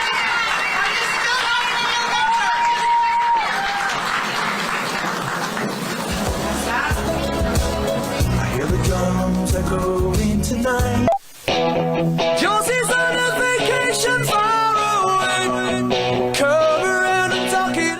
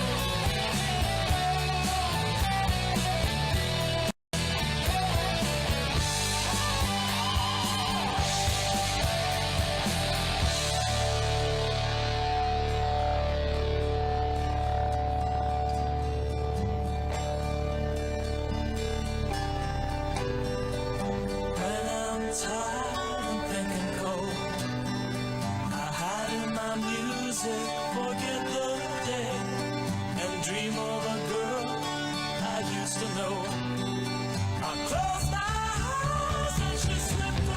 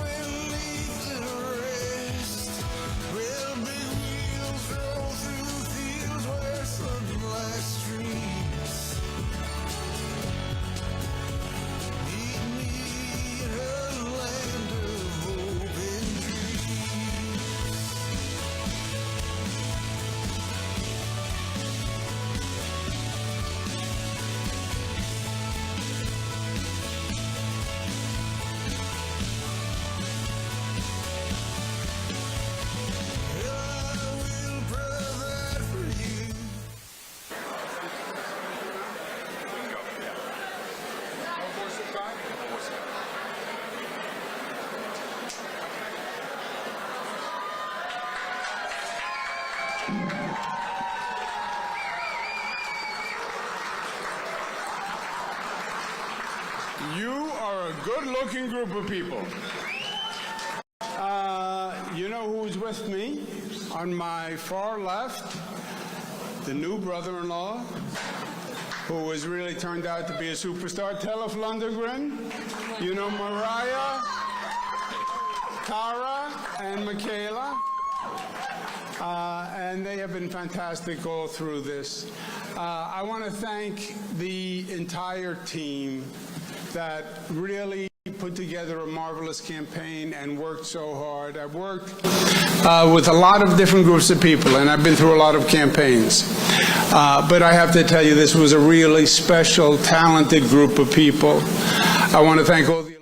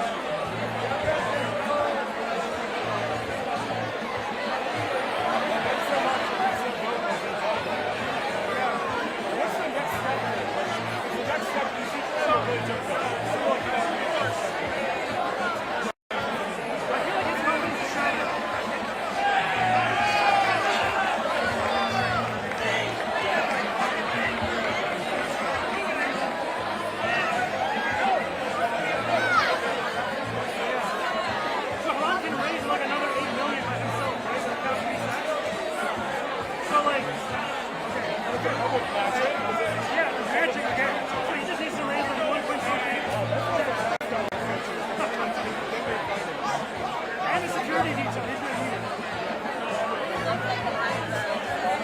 Well, thank you very much. Thanks for giving us the opportunity to get it.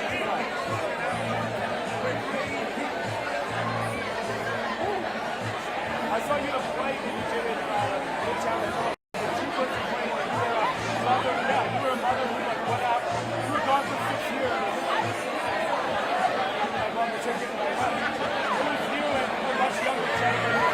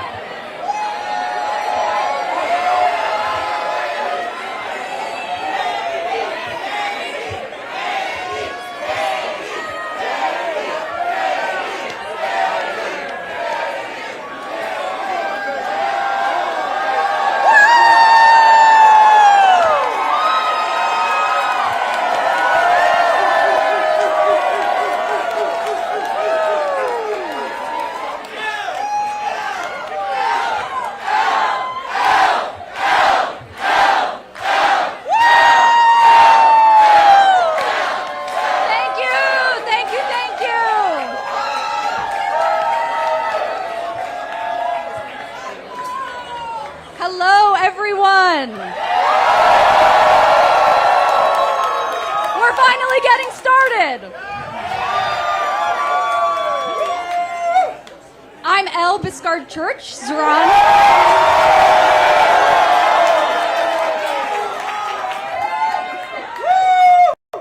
I am Zoran Mamdani's campaign manager.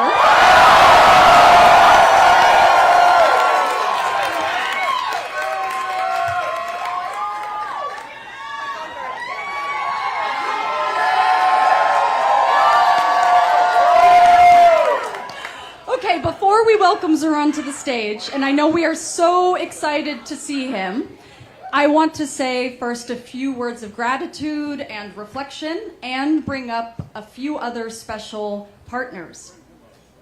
It is deeply moving to look out and see so many of the friends who have built this electric campaign.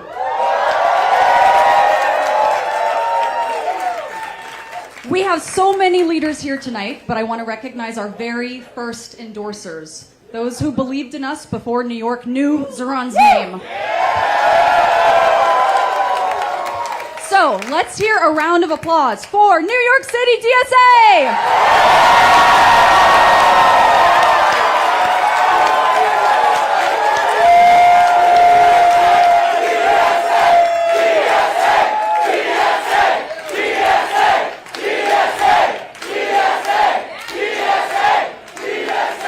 Also for Cav Voice.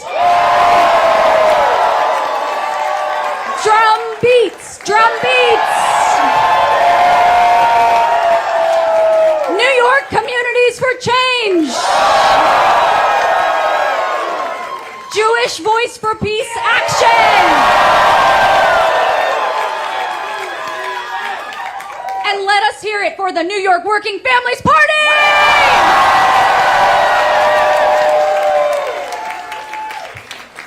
We also have here our trusted advisors, our loved ones, our elected partners, our volunteers, and our absolutely amazing staff!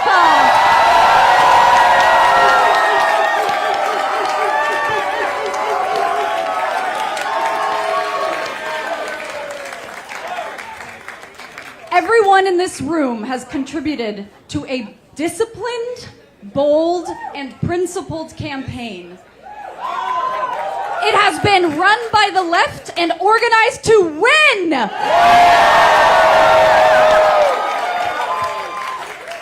Ours has been a campaign of trust, of joy, of camaraderie, and I am immensely proud to be a part of it alongside all of you.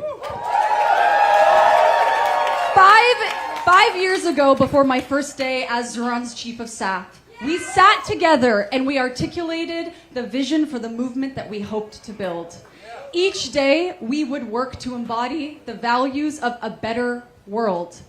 We would campaign, legislate, and organize in a way to make these values true by our actions.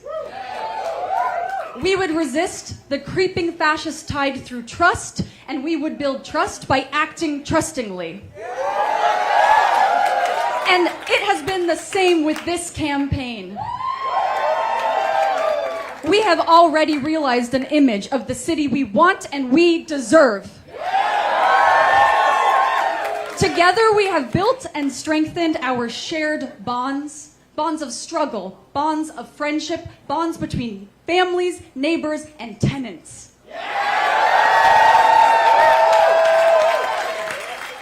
This campaign has never been about the achievement of a singular end goal. It's not just about the struggle for solidarity. It's about the solidarity in the struggle.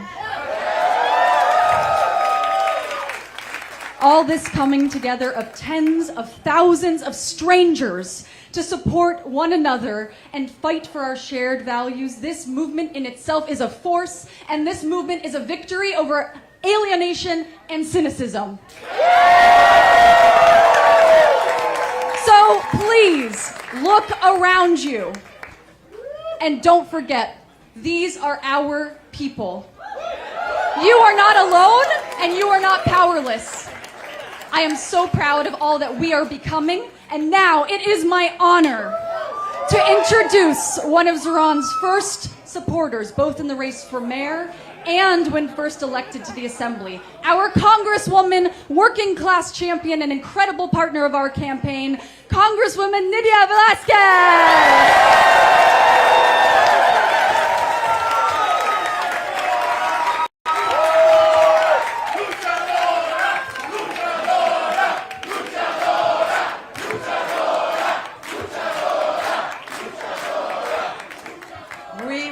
To hear from Zoran, so thank you so much. I am just so proud of all of you for the work that you put together to get to this moment and to work so hard for the city that we all love. So let me just say, hello, Long Island City!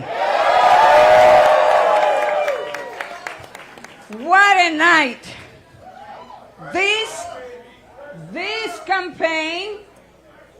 This campaign has shocked the world.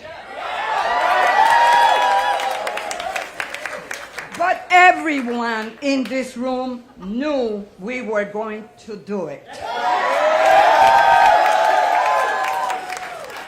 You believed in this movement when the pundit said it couldn't be done. You knocked on doors, made calls, talked to neighbors, and tonight, we made history.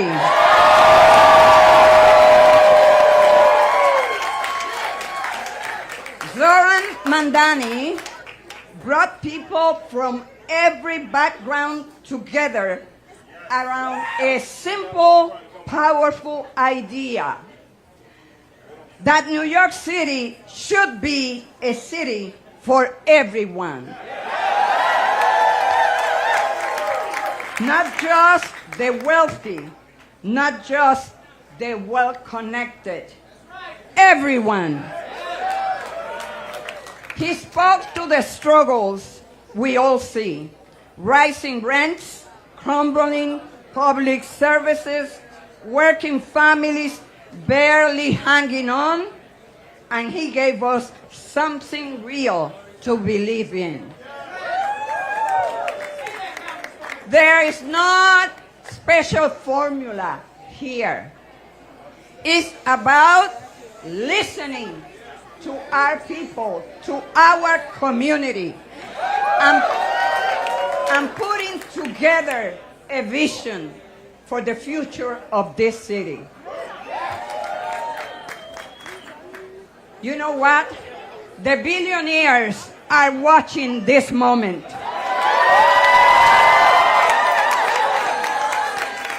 And they are going to spend everything they got to stop Zoran. Why? Because they know that this campaign threatens business as usual, and they are scared. So tonight we celebrate, but tomorrow we get back to work.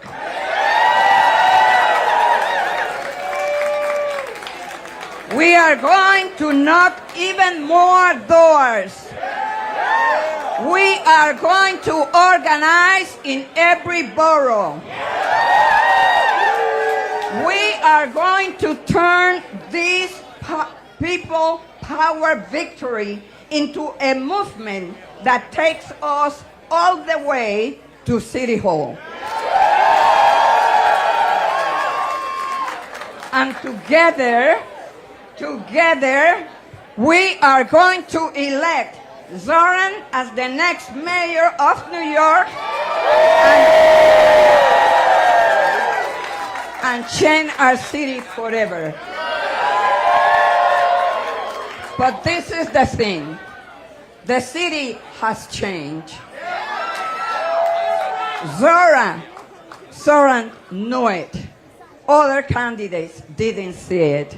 And that is why we are here celebrating this incredible moment. God bless you all.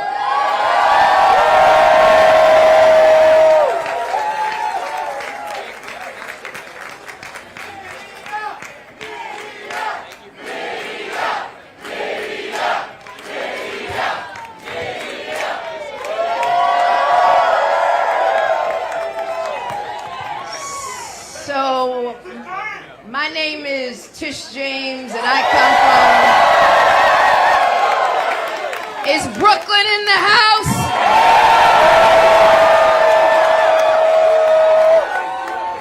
Listen, if I can just have your attention just for 2 minutes, and then we're going to bring on the candidate. Just 2 minutes and I'll be gone. Just listen. All throughout my public career, I have rejected the politics of fear, the politics of division, the politics of hate, the bias of low expectations. And Zoran, all throughout this campaign, rejected all of that as well. He kept focused on his message. He wasn't concerned about the money. It was all about the power of the message, the power of his word. And so I saw in my beloved Brooklyn and all throughout this city that this campaign was fueled. It was fueled by the power of people. People yearning for change in this city. People who heard his message. And we all came together. And I want those who are listening, who came to me, who called me, who texted me, who emailed me, who were afraid. I want all of you to know that after this campaign is over, we will all come together. We will heal this city. And I want all of you to know that you need to understand that Zoran is really a man who respects the humanity of everyone.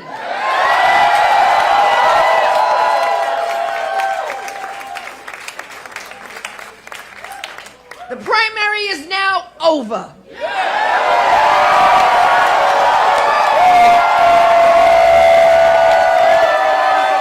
over.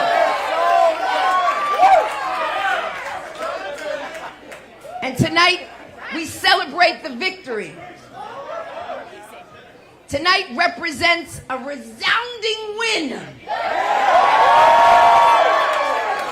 His critics said that he should wait his turn. His critics said that he didn't have the experience. His critics said that he didn't have the right name. Well, now all of them know his goddamn name.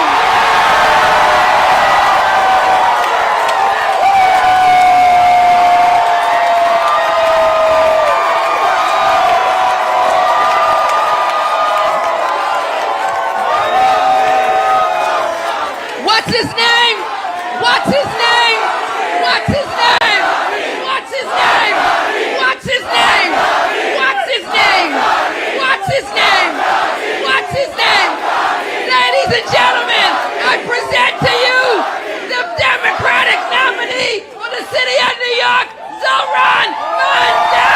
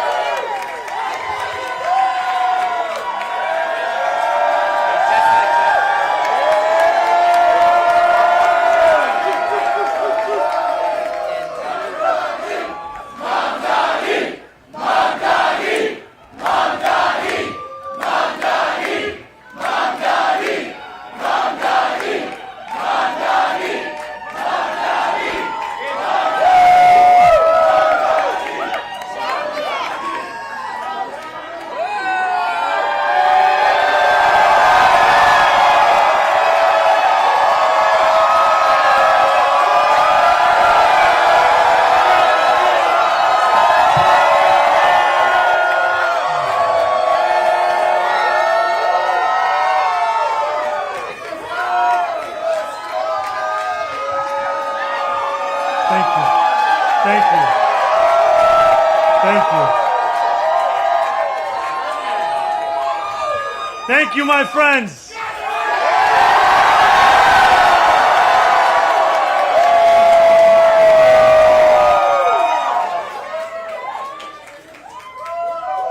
Tonight, we made history. In the words of Nelson Mandela, it always seems impossible until it is done.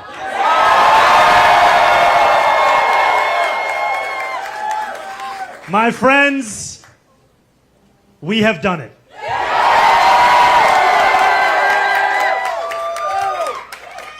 I will be your Democratic nominee for the mayor of New York City.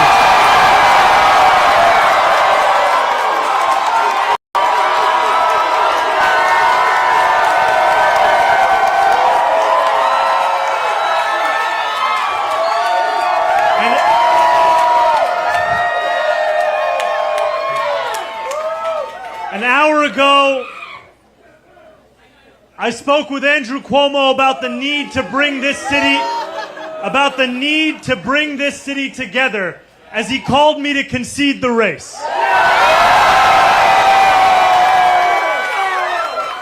And I want to thank Brad Lander.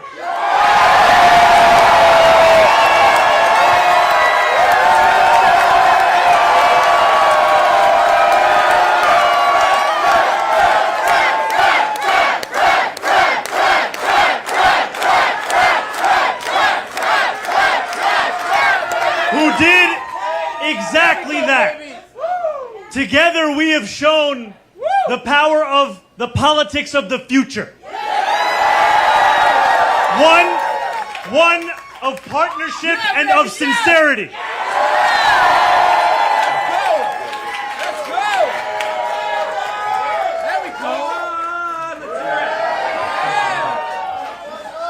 Today, 8 months after launching this campaign,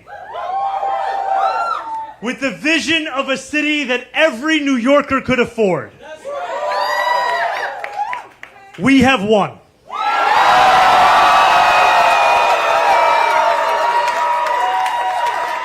We have won from Harlem to Bay Ridge. We have won from Jackson Heights to Port Richmond. We have won from Maspeth to Chinatown. We have won because New Yorkers have stood up for a city they can afford. A city where they can do more than just struggle. One where those who toil in the night can enjoy the fruits of their labor in the day. Where hard work is repaid with a stable life. Where 8 hours on the factory floor or behind the wheel of a cab is enough to pay the mortgage. It is enough to keep the lights on. It is enough to send your kid to school. Where rent-stabilized apartments are actually stabilized. Where buses are fast and free. Where childcare doesn't cost more than CUNY. And where public safety keeps us truly safe. And it's where the mayor will use their power to reject Donald Trump's fascism.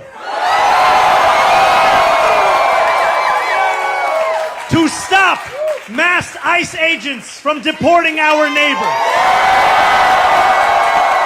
And to govern our city as a model for the Democratic Party. A party where we fight for working people with no apology. A life of dignity should not be reserved for a fortunate few.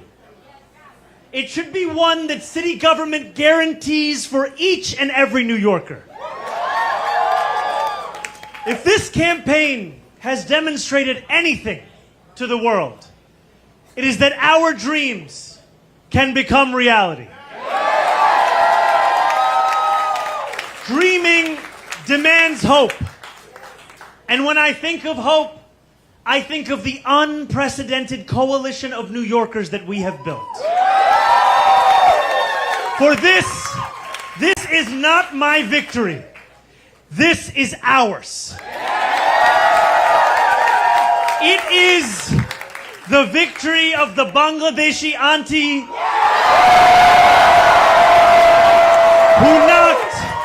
who knocked on door after door until her feet throbbed and her knuckles ached.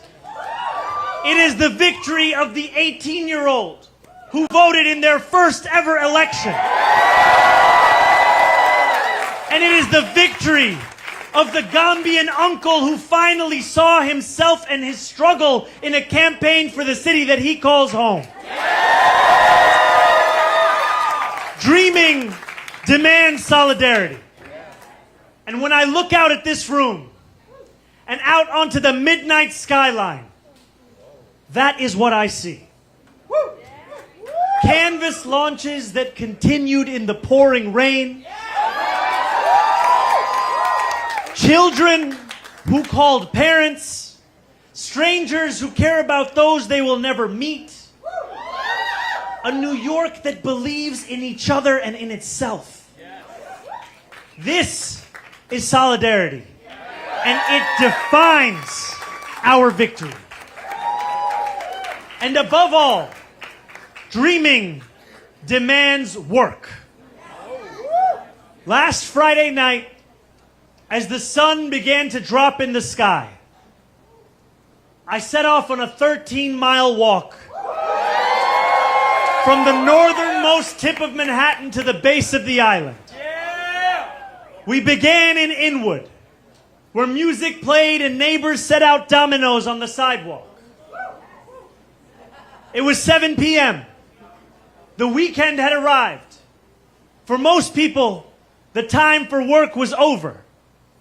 But this is New York, where the work never ends. Waiters carried plates on 181st Street. Conductors drove the subways that rattled high above 125th. And world-class musicians tuned instruments as we passed Lincoln Square. By the time we made it downtown, a crowd marched behind us, a living embodiment of the energy and purpose that defines this campaign. Still, long past midnight, New York worked. Garbage trucks weaved through empty streets. Fishmongers carried in tomorrow's wares.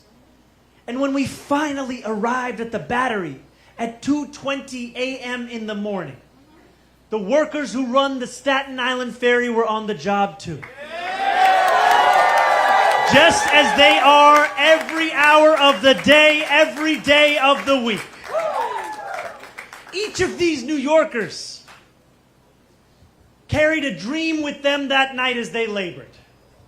Just as each of us dreams of a New York that is more hopeful and affordable for all.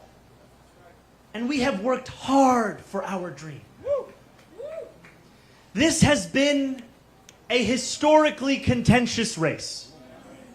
One that has filled our airwaves with millions in smears and slander. I hope now that this primary has come to an end, I can introduce myself once more.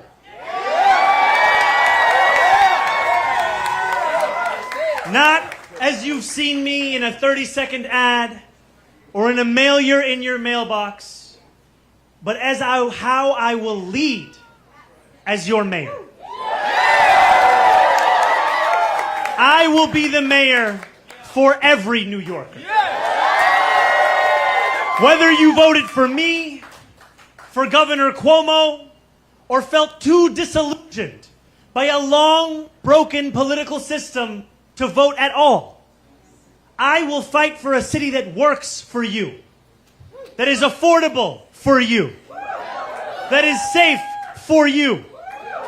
I will work to be a mayor you will be proud to call your own.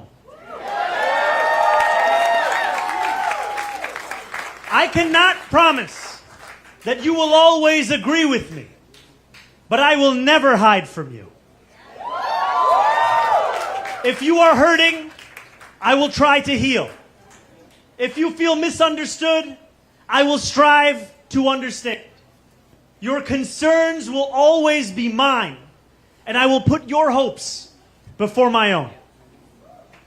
And I know that those hopes extend beyond our 5 boroughs. There are millions of New Yorkers who have strong feelings about what happens overseas. I am one of them. And while I will not abandon my beliefs or my commitments, grounded in a demand for equality, for humanity, for all those who walk this earth, you have my word to reach further, to understand the perspectives of those with whom I disagree, and to wrestle deeply with those disagreements. Let me close with this. In these dark times, I know that it is harder than ever to keep faith in our democracy. It has been attacked by billionaires and their big spending, by elected officials who care more about self-enrichment than the public trust, and by authoritarian leaders who rule through fear. But above all, our democracy has been attacked from within. For too long, New Yorkers have strained to find a leader who represents us, who puts us first. And we have been betrayed time and again. After so many disappointments, the heart hardens. Belief becomes elusive. And when we no longer believe in our democracy, it only becomes easier for people like Donald Trump to convince us of his worth. For billionaires to convince us that they must always lead. As FDR said, democracy has disappeared in several other great nations. Not because the people disliked democracy, but because they had grown tired of unemployment and insecurity, of seeing their children hungry while they sat helpless in the face of government confusion and weakness. In desperation, they chose to sacrifice liberty in the hope of getting something to eat. New York, if we have made one thing clear over these past months, it is that we need not choose between the two. We can be free and we can be fed. We can demand what we deserve. And together we have built a movement where everyday New Yorkers recognize themselves in our vision of democracy. Every new voter registered, that is faith renewed. Every voter who traveled through withering heat to the polls, that is faith renewed. And every New Yorker who sees solutions to the daily challenges they face in this campaign, that is faith renewed. Together, New York, we have renewed our democracy. We have given our city permission to believe again. And I pledge to you that we will remake this great city, not in my image, but in the image of every New Yorker who has only known struggle. In our New York, the power belongs to the people.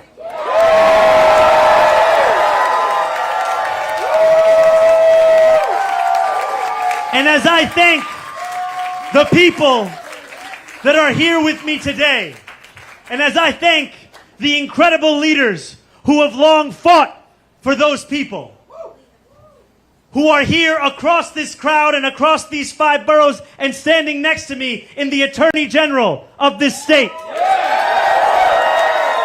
in the Public Advocate of this city, in our Congresswoman, Nydia Velasquez, in our Controller, Brad Lander, and in every single person who believed in this campaign long before it was easy to do so. And you believed when it was difficult. We dreamt in the night. And we are now building in the dawn. That new day, the one that we have yearned for, the one that we have struggled for, the one that we have knocked for, have texted for, have called for, the one that we have obsessed over. That new day is finally here, my friends. And it is here because you have delivered it.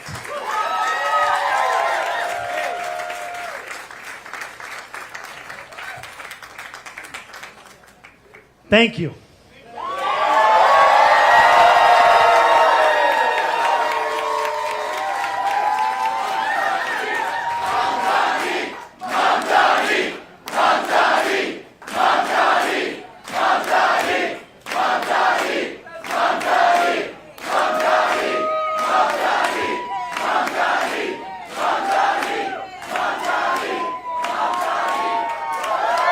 Thank you.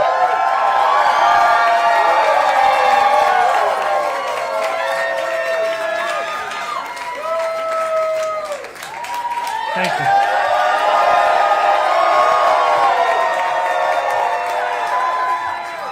And as I thank you, I must thank those who brought me into this world. I must thank my mother and my father.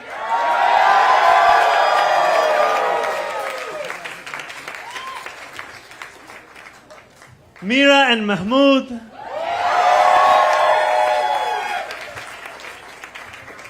And I must thank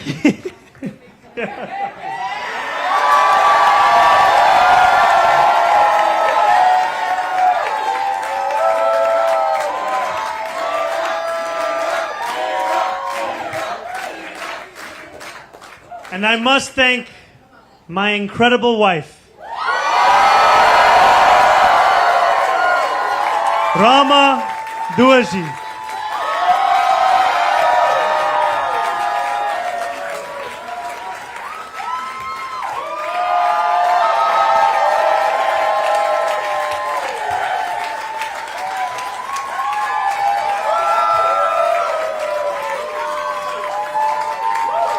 Thank you. Thank you so much.